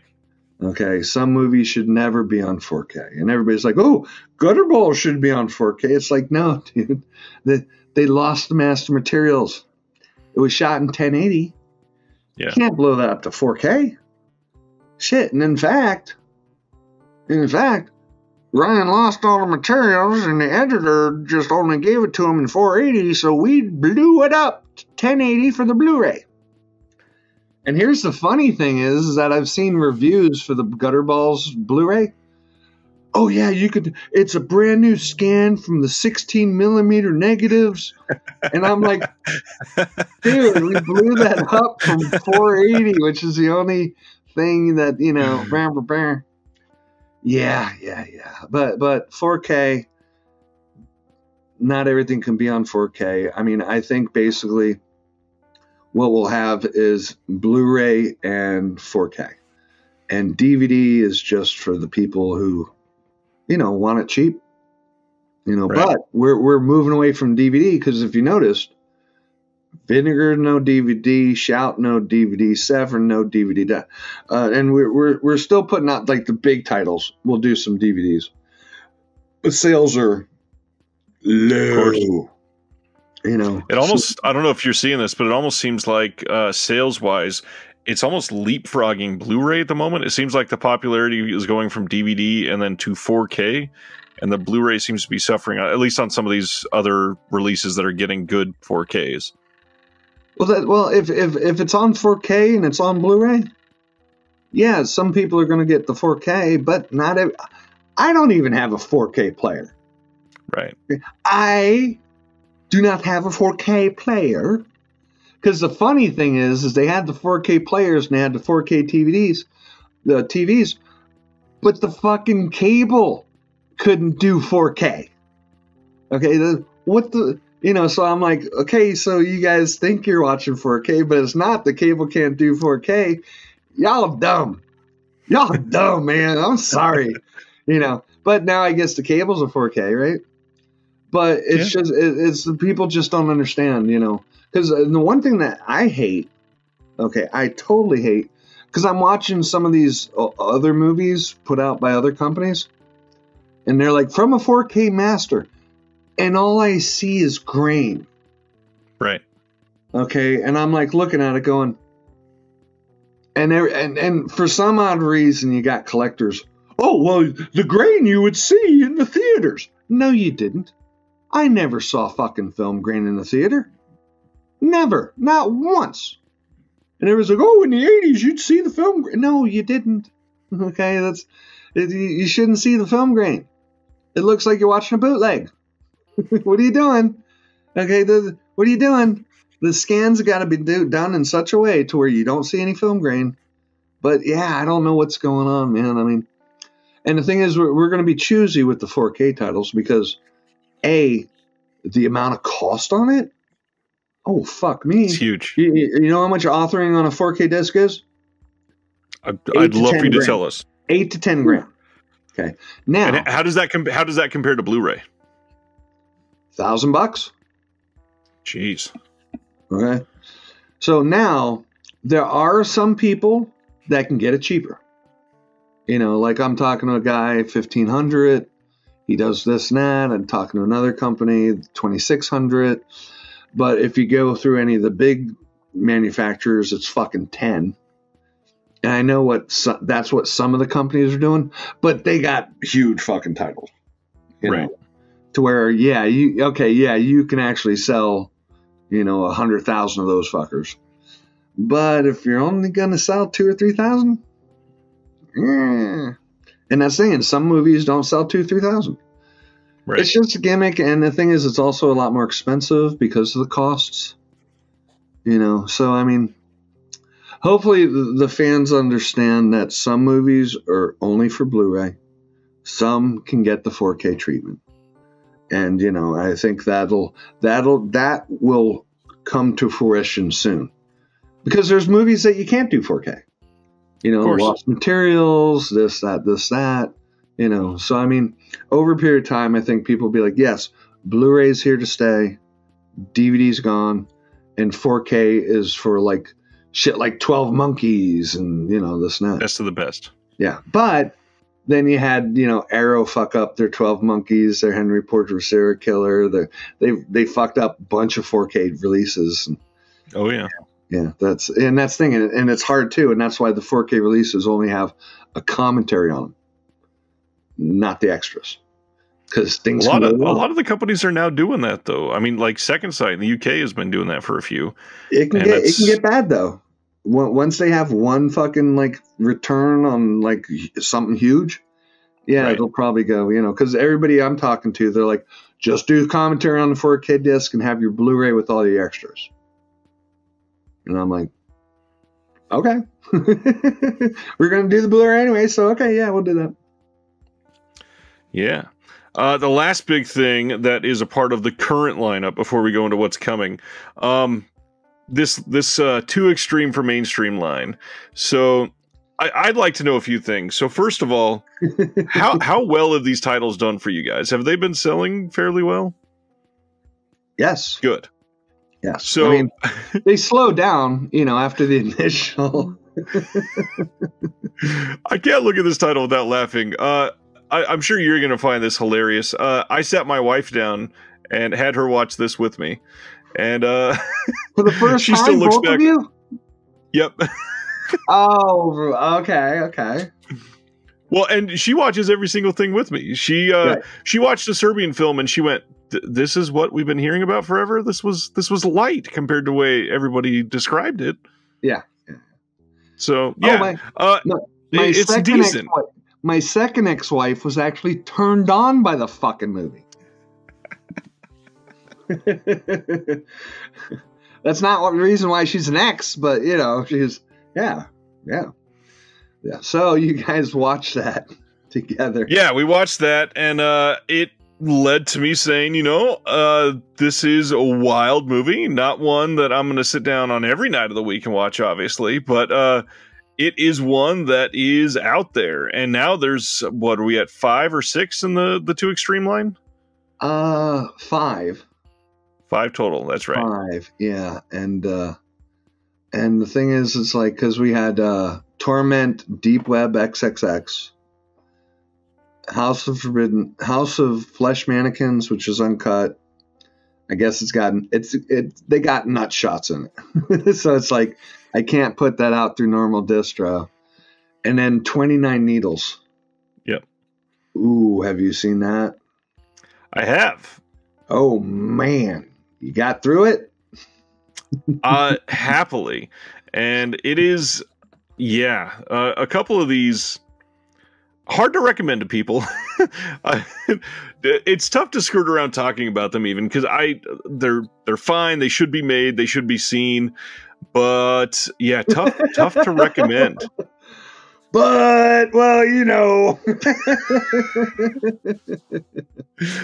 it's not every day you watch John Wayne Gacy shove a jar up somebody's ass. Yeah. Bottle. Come on, there's a Bottle. You're thinking about the jar guy who did that dip. I grew up in the early 2000s, yeah. Oh, yeah. That was a bad idea from the start. But yeah, I mean, 29 Needles is great. Deep Web's cool. I mean, Torment. And that's the thing. Everybody was excited about Torment. And they knew it was based off of John Wayne Gacy. And everybody's flipping out online going, why is there so much man rape? And I'm like, dude, it's John Wayne Gacy, okay? Yep. He wasn't doing Girl Scouts. He is doing young men and men. And I'm like, what did you expect? So it's funny, caused some controversy online. I mean, I'm all about the controversy because I court it like a ex-wife. Ex-wife on purpose. Yeah. Okay, so then now a recommendation before we get to the future releases. Is there a current in-print Unearthed Films title that doesn't sell as well as the rest of the titles, that's not the Old Man movie, that you would say people need to check out? Visceral, Between the Ropes Madness. Dis, Record of Sweet Murder. Fucking awesome. Dis is phenomenal. It flew under people's radar. Visceral is hardcore. There's eyeball fucking in it. It's like, yeah. And somebody just found it like a month ago, and they did a huge review of it on YouTube going, holy shit, this is one of the most extreme movies I've ever seen. And the guy's seen plenty. That one flew under the radar. But the people who've seen it is just like, this is amazing. So I'm hoping to actually try to buy the rights outright from the guys who made it, because it was made in Chile. So I'm hoping to, and I've been pushing because it's going out of print. So is Dis, and so is Record of Sweet Murder. And Record of Sweet Murder, that one flew under the radar because no one's ever heard of it. No one's ever seen it, So it's like, so those are really powerful films. They're great. Dis, Visceral, Between the Ropes of Madness, Record of Sweet Murder. Find them before they're out of print, because then they're going to be selling for $60 to $80. $60 to $80, and you're all going to be like, well, now I know it's a badass movie. I gotta pay $80 for it. No, find it on Amazon right now. It's cheap. You can get it through Grindhouse Video, Diabolic Video. Bam, bam, bam. One of the ones I want to throw out there is this one. This was a discovery for me. I had never seen this, and so watching this, my wife and I both loved this movie. This was really well made. That was, you see, and that's the thing. It was that movie was made on a bet. There was a producer in Japan who Ray Kitamura, right? He did Versus, Godzilla, and that director, I forget his fucking name. I'm sorry. It's like I told you, I'm not the best. Yukihito Tsutsumi. I wouldn't never, but they were drinking at a bar with the producer, and they bet themselves like, hey, who can make the best movie with only 2 people, 3 at the most, in a 1-room thing? And so that guy made 2LDK, and Ray did Origami, and that's like a fucking badass sword fight, with a Goblin King or something. That's just nonstop. Yeah. And 2LDK, we got, because that's just so much fun. It's just so much fun. It's just 2 actresses going nuts that are roommates, and just they go over the ledge. And that was that. And what they did was, in Japan, they had a screening of both Origami and 2LDK, and they had the theater goers vote. Nice. 2LDK won by 1 vote. And we might pick up Origami, which is the sword thing and stuff, but nice. The thing is, people don't know us for Kung Fu, even though I love motherfucking Kung Fu. I love it's a big deal right now, too. Oh, oh. So yeah, so maybe I think we might pick that up, like, you know, in a year or two or stuff. I mean, that's the thing, we're going after so many different movies, and we're going after bigger stuff because, you know, we like money. I like money. You want to go to Starbucks? Well, I don't have time for a hand job. Sorry. My fault. I've had worse, believe me. I would love to see you put that out, and martial arts films and all that is killing it on like all of these labels right now. So I'm sure it would do fairly well. I was in negotiations with the people who own the Shaw Brothers Library, and they had some great fucking horror movies like Seeding of a Ghost, Boxer's Omen, Hex, fucking this. And the thing is, Boxer's Omen was already sold. Seeding of a Ghost wasn't. And I'm just like, hey, I want these 4 movies. Right. And they're like, oh, well, you'll get a cheaper price if you buy more movies. And I'm like, because Arrow bought a shit ton of Shaw Brothers Kung Fu and stuff. And I'm like, well, we don't have the fan base for the Kung Fu yet. And maybe I can, like, you know, get us in. But, you know, everybody's buying up the shit, you know, and the problem is, and this pisses me off, is that the UK companies, they're good companies, but they're selling all their fucking shit here in the US. Right. You know, it's like whoever comes out with the first wins. And 4K, that shit you can't encode to where it's like country, you know. I mean, Blu-ray is only A and B and shit, you know, it's just, you know, But, and everybody's got all these damn fucking, you know, non-region players. Yep. And I'm just like, man, you know, and I know people are buying shit from Germany because it's out there first. And Australia, they're pissing me off. Those motherfuckers, they're pissing me off because they're buying it, doing it in non-region, and they're picking up the movies I can't buy yet. The fucking rights are like stuck at Lionsgate or Sony or whatever. And they're buying this shit and being like, oh, hey, you can buy it from, and people are buying it. And I'm like, it's one thing to sell a little bit off of your website, but having your whole customer base off of your fucking, you know, website. Because in Australia, it's as big as fucking Texas. The same amount of people in Australia are in Texas. And they're buying for the films way fucking cheaper because it's fucking Australia. Yep. You know, I can't buy the rights to a film just for Texas. Oh, yeah, you know, there's only like 2 million people here, and, you know, and how many people are going to buy it? You know, what, like, you know, 500 people if we're lucky. So they sell it to them, and then they're selling all that shit worldwide. And I'm just like getting pissed. Well, the big thing with Australia, how do they keep putting it out region free? Because most of them they mark as region B, but the discs are all region free. Well, that's a oopsie at the manufacturing plant. Wink. I mean, our shit is all region free too, but it's all sold here in the U.S.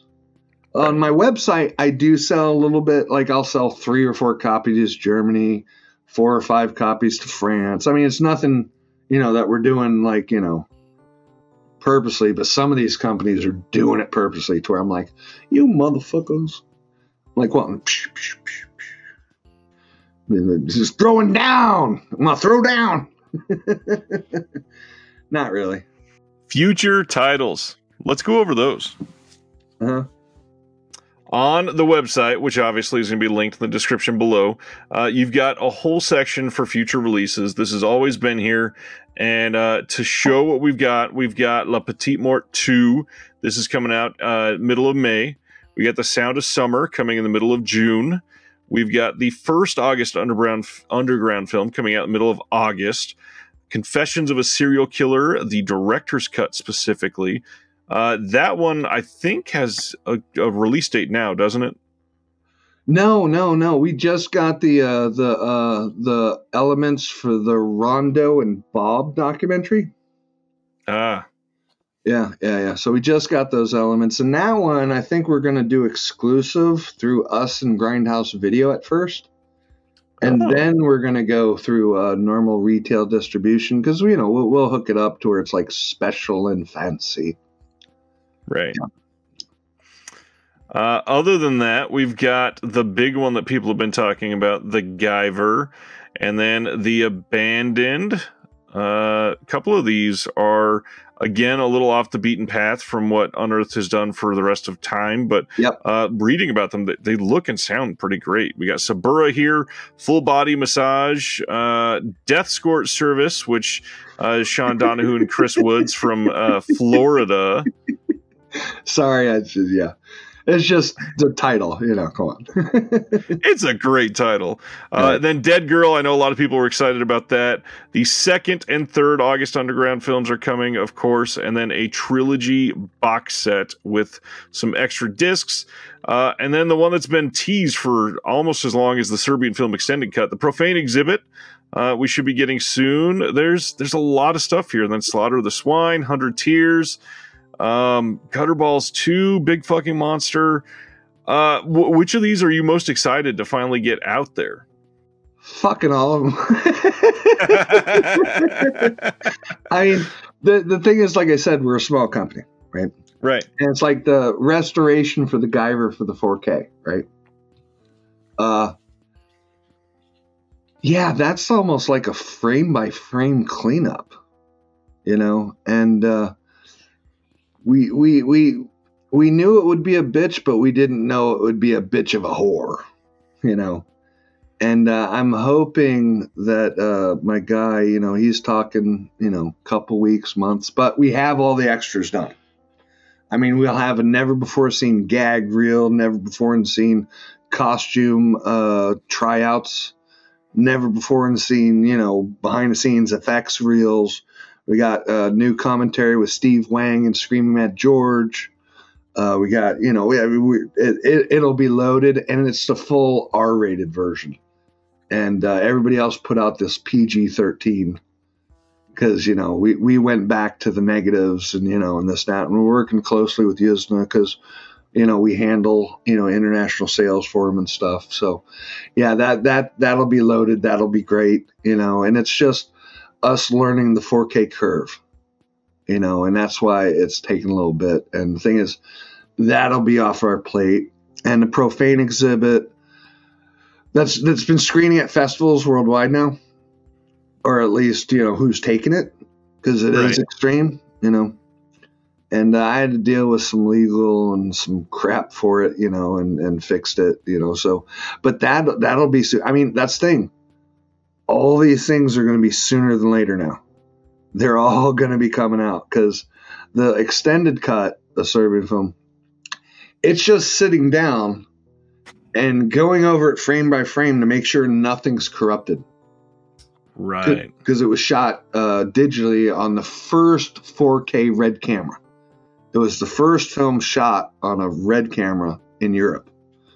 So it's like, and of course we added all the extended scenes, the music, this, that, and this, and that. So all of this stuff is going to come fast and furious to where the fans are just going to be like, dude, it's like Profane, extended cut. And the thing is, Sabura, the Italian gangster mobster movie. Yep. Dude, it's fucking hardcore.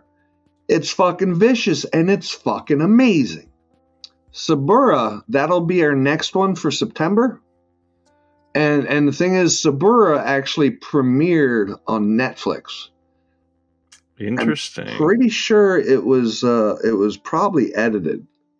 So this will be the first time it's out. But Sabura did so huge on Netflix that they ended up doing a 3-season episode, a fucking continuation of the movie. Wow. And that did gangbusters. And the director, he's a big director. He did the Gomorrah series, and he also did that. The fuck was it called? It was Day of the Sicario. Starred. Oh, yeah. Yeah, have you seen I know that? what you're talking about. I've not seen that one. No. Dude, it's vicious. It's like that. That's a fucking drug gangster movie. Fuck. Interesting. It was Sicario, Day of the Sicario, which is like Day of the Assassin or something. But dude, I watched those and I was like, holy moly. And that's why Suburra is so vicious. Because it's like full on NC-17. You got Bush, drug use, murders all over the place, shot elegantly, shot amazingly, and it's about when the mobsters in Italy were trying to get Rome, or a city in Rome, to turn into the new Las Vegas. So there was all sorts of shenanigans going on, literally, like. The Roman Catholic Church, all the politicians were involved, all the mobsters were involved, and everybody's killing everybody to get a piece of that fucking new Las Vegas that never happened. So it's based off of that, but man, it's like gritty, it's dirty, it's amazing. All the actors are top notch. So it's like, and the funny thing is my business partner was like, hey, my son's trying to find this gangster movie and it's not available. And I'm like, what? And he's like, yeah, and here's what it's called. And I watched the trailer. I was like, oh shit, that trailer's badass. And I'm like, okay, let's see if we can find it. And yeah, it was just sitting in a big library, just sitting there. And we're like, hey man. So when we got all rights for that for VOD and this, I think that'll fucking do gangbusters for us too. Probably. Just because, you know, it did well enough on Netflix, never physical release, that they made 3 seasons of a TV, you know, and that's a lot of TV shows. That's like 33 or something like that. Yeah. So it's all based off of Suburra, and it's called Suburra something. Looking it up, it looks like it's called Suburra Blood on Rome. Ah, you see? Yeah. Is there any chance you can get the TV series too, or is that, I'm sure the rights are different on that, but different. They're different. Netflix actually produced that, so they owned it. Fucking Netflix. I know. Where the hell's the Texas Chainsaw Massacre release and whatnot? I need and everything else. I need to get one of my spies into Netflix. And be like, oh, hey, buddy. Now that would be sweet. An exclusive Unearthed line coming from Netflix. That would do very well. Oh, that would do. Yeah. Oh, well, yeah. I mean, that's the thing. We're really trying to, like, gain steam here. And the people I work with, they are bigger than me, and they like to keep secret. So that's why they push me out in front as the Unearthed guy. Well, you know, gaining steam, I've not seen the website look like this ever. Like, the amount of titles that you've got lined up is exciting. They're bigger than normal. It's an era for Unearthed that seems not even just unprecedented, but like a completely different company. There's so much being put into this. I'm very excited to see what's coming up next. Well, now here's the thing. If you look at our old catalog, because we got the catalog page, right? Yeah. If you look at that catalog, you'll see we started with the guinea pig movies. Then we came out with Boy Meets Girl, which is like a twist on the snuff thing because it's a girl torturing a guy. And then we had Junk, Japanese zombie movie, badass. That'll never have a 4K. That'll never have a Blu-ray release because they don't have a print, and the negative was all glued together. That'll be never out. But then you had Rock&Rule. See, remember that one? Animated, our first PG movie, right? You know? And that's the thing, because the amount of money we would have made off of the guinea pig box sets and Rock&Rule, oh, dude, that would have totally changed the whole course. But, you know, we got ripped off. But, yeah, you see all the old shit. So it's like, but Rock&Rule, dude, we sold 70,000 units of that. Jesus Christ. And there was no VOD. Now it's like $90 on eBay. I know. Oh, yeah. No, I know. And the guinea pig box set, dude, we sold 12,000 of those. Okay, 12,000. Wow. If I would have seen just the money from those 2 movies, we'd be kicking ass. You know, and then you got Aftermath. We sold 24,000 of those, but we got ripped off. That's the thing. We came out of the gate fucking hardcore, and Rock&Rule throws, you know, Rock&Rule, Frankenhooker, City of Rot, you know, some indie, cool ass indie movies. I mean, Ichi 1, that's a weirdo one, you know. I mean, that's the thing. If we would have seen that money, yeah, we would have been like way bigger. And the cool thing is like the footsteps. That's fucking Gareth fucking not Evans. Gareth. He made the Raid 1 and 2. It is Gareth Evans. Okay. Okay, yeah. But the Footsteps, that was his first movie. Yeah. You know, that's awesome. You know, it's like we find like, and Aftermath, that's Nacho Serde. He went on to make The Abandoned. It did okay in the theaters and shit, but I don't know what happened. But yeah, he should have kept going. And every now and then we'll find a director and stuff that we're friends with. I mean, the funny thing is with Footsteps, after they premiered The Raid at Sundance, a company out of the UK suddenly hit me up. Hey, we want to buy Footsteps. We want to buy his first movie. And I'm like, oh shit. So I got Gareth on the phone, right? I called Gareth. And he's like, dude, I just left a fucking dinner with the president of Sony and they bought the Raid 1. They're paying for the Raid 2 and they bought the remake rights. So my head's really fat right now. And I'm like, dude, I got a company that wants to buy Footsteps in the UK. He's like, oh, fucking do it, dude. It cost me $6,000 to make. I'm like, all right, boom. You know, so I made him some more money because the release did, you know, but yeah. Right. But it's cool because if you watch Footsteps and then if you watch The Raid, you'll see the same colors, the same camera work, you know, not like, you know, but right. You'll see the same, you know, the same style, which is cool, you know. And you can still get Footsteps. As far as I'm aware, like Grindhouse just had it recently still. Mm-hmm. Yeah, I sold Grindhouse a bunch of our overstock. Because, you know, when a contract ends, okay, usually I can either blow it out for $1, right, which makes nobody any money because shipping it, you know, and this and that. So I had a huge storage unit in Florida, and Mike's like, yeah, dude, I'll take it all, $1 piece. And I'm like, okay, I don't have to ship. All right, and that's, you know. And yeah, but for other filmmakers, I'm like, hey man, like Lex Ortega from Atraz. Have you seen that one? Atrocious, yeah. Oh yeah. And I'm like, hey man, the contract's about ending, but I don't want to blow this stuff out for $1 because you know, is it cool if we keep selling it? And he's like, yeah, just sell it to us done. And I'm like, okay. And I'm like, then you'll be able to resell to somebody else, or maybe you want to come back because you know. Because he's making money, you know. Right. I mean, that's the whole thing is you got to make these guys money, you know. And the movie industry's a bitch. don't get into it. So many people lose their ass. I mean, it's just terrible. It's just terrible. Because so many people they'll make a movie, they'll put their heart and soul in it, all their fucking money, somebody else's money. And, right. You know, they either don't have a fan base or the movie's like,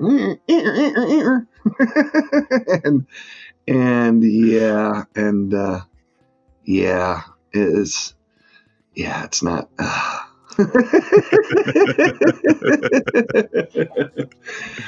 I talk to people and they're like, you're making millions. I'm like, no. I'm like, what? No. I was at a horror convention recently and, you know, yeah, and I'm like, why the fuck do y'all think you're rich? I'm rich. Right. I'm like, dude, I'm like, dude, no, it's not that much money. I can survive. I can buy more films. I can do this and that. It's a business. It's a job. But no, I'm not rich. I mean, I'm drinking out of red Solo cups. Okay, here you go. I'm smoking Seneca. Okay, wait. Yeah. Oh, usually it's backwards. I've got it flipped for you. Oh, good job. Because I have Calamity of Snakes as well. I just shipped these all out yesterday because I'm actually the last person to get my inventory. So all the other retailers are on it. And what I tried to do with that was I was trying to buy rubber snakes. and I was going to put them all in like a canvas bag, and I was going to put Calamity of Snakes on it, and then do like a special limited edition, right? But damn, rubber snakes are expensive. and I bought like 12 for like $6 with free shipping off of Amazon Prime, because they used to be $15. Somehow the price went down, and I was like, well, let me see how the snakes look. And they were all like, and the thing is, I gave the first 12 people who ordered Calamity, I gave them a free rubber snake.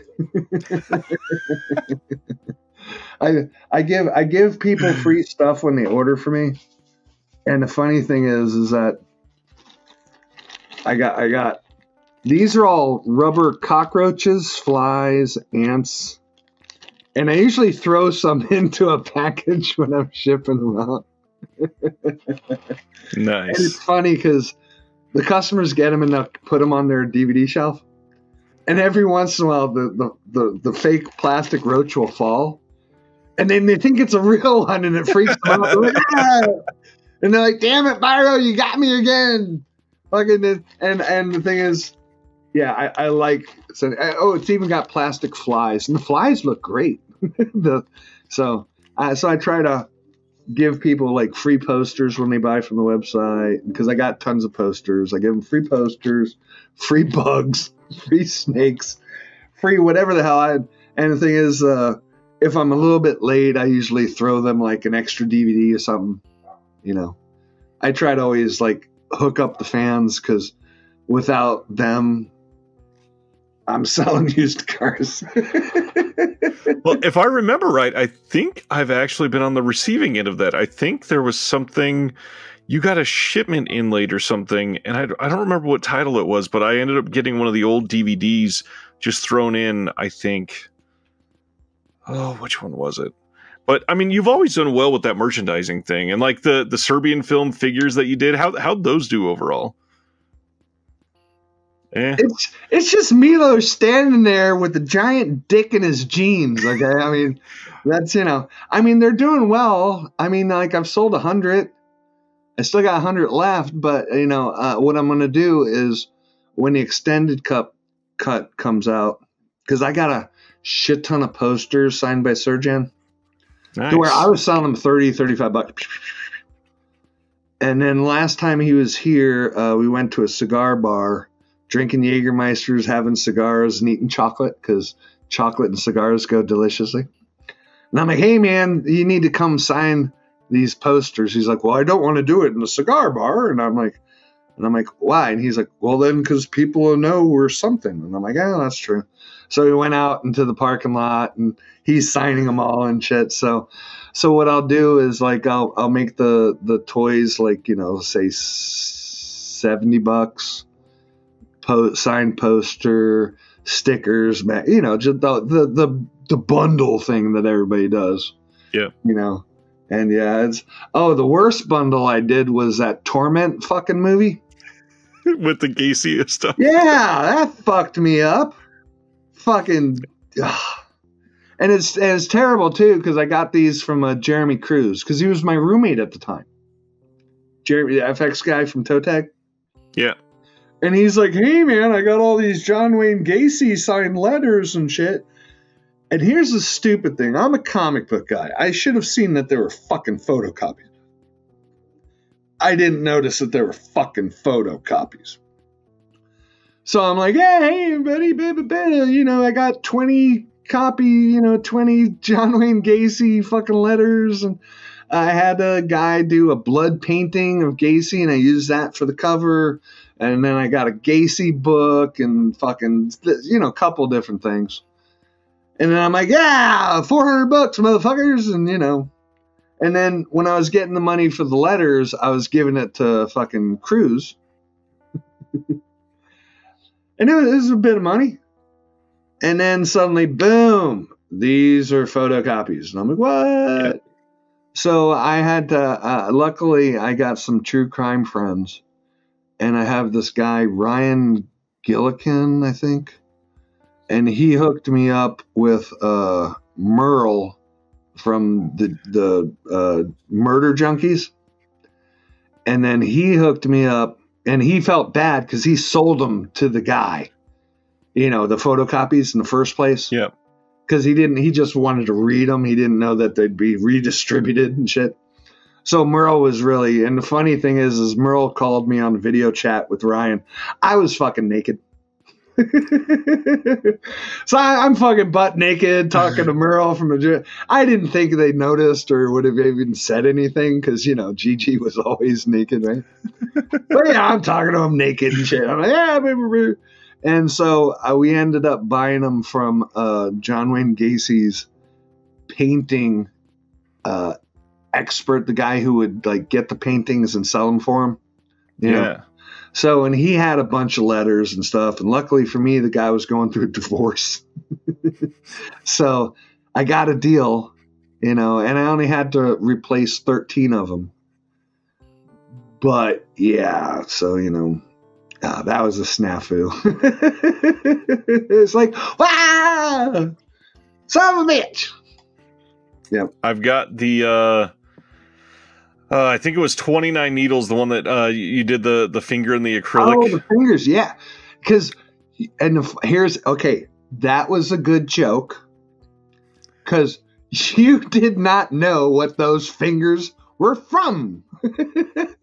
You watched the movie, it's like,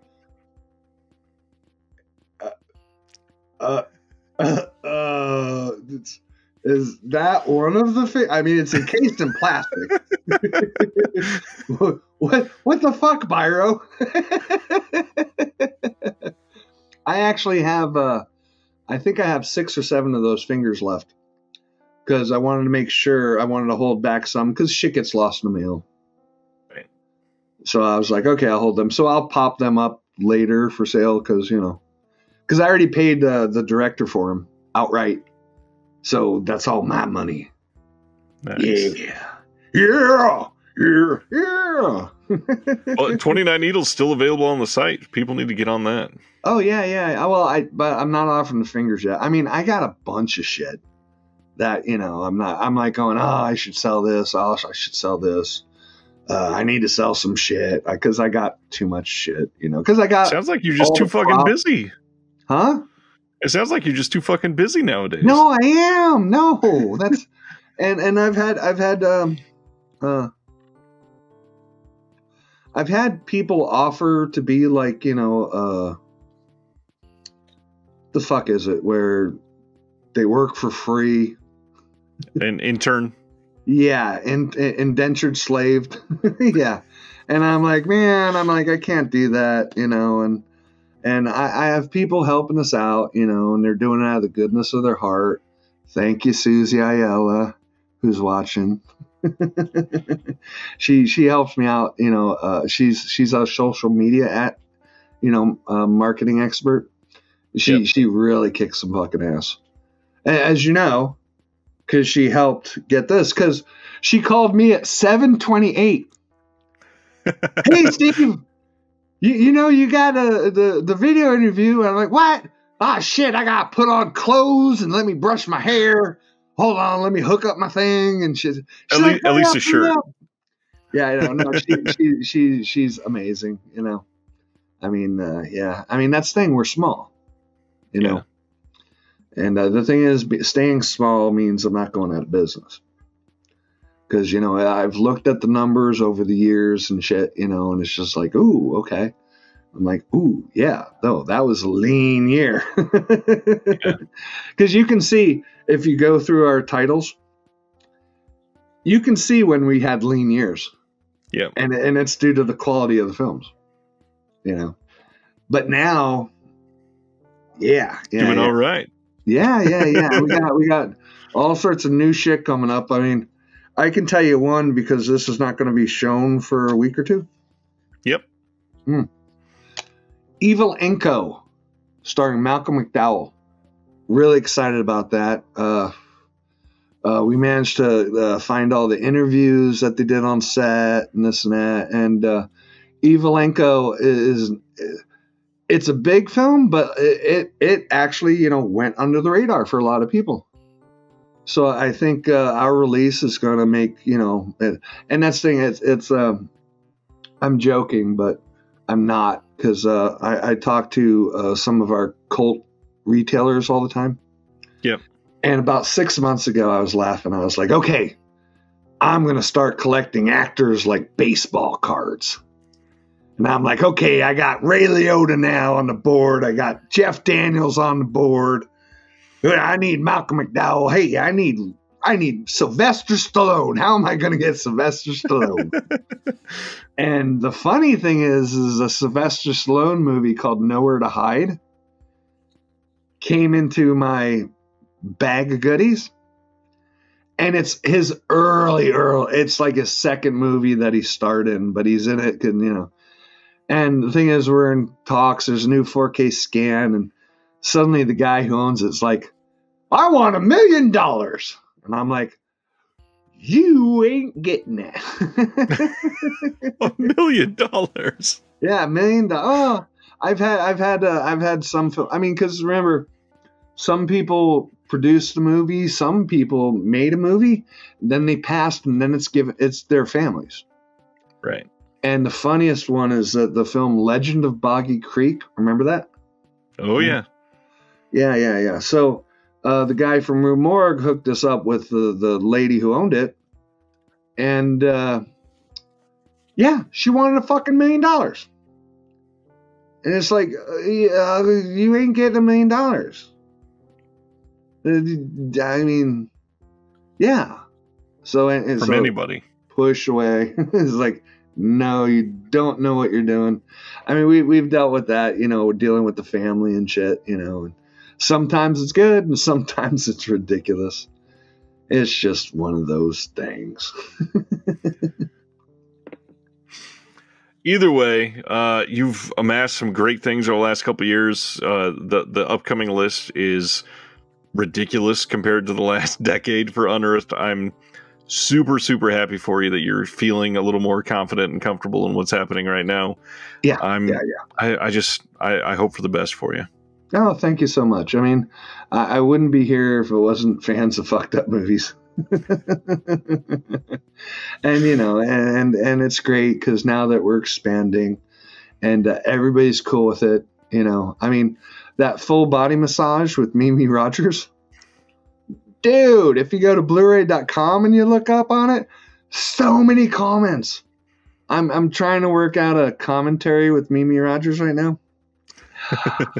I think she's going to want a little bit too much money, but I'm working with the other guys. So, you know, and that's, you know, that's sort of, that's out of left field. But it's Mimi Rogers having a nude massage for the whole movie. So, okay, yeah, we could do that. I think it was like top 10 on Mr. Skin's website. That sounds right. Sounds about right. All right, Mr. Skin. So yeah, man. So it'll be fun. I mean, we got a lot of other films lined up too, and you know, I can't say anything until contracts are signed, and that's why I could mention Evelenko to you because that was just signed last night. Nice. Yeah. So is there anything else you'd like to talk about? Probably, but you know what? We'll save it for a second round someday after we get some others under our belt. What are we at? We're 2 hours and 23 minutes. Damn it. That's a long one. It's pretty decent. You should cut it up into certain things or whatnot, or hell no. I will. I mean, it'll probably end up being about 210 overall. Yeah. Okay. Well, we'll figure out. Hopefully, you get some of them YouTube pennies. For the probably not very many. I know. It's terrible, YouTube. You fuckers. Well, I mean, thank you for even agreeing to do this and taking all of your time. I know that you are extremely busy lately, so you didn't have to do this, and I appreciate that. Oh, no. Thank you, Ryan, and thank you for hounding us, because, yeah, I didn't mean to blow you off. I'm sorry. It happens. No big deal at all. Thank you for watching The Disconnected. On the way out, make sure that you are subscribed to the channel, that you've liked the video, and that you've copied the link to be able to share with someone else that may appreciate this.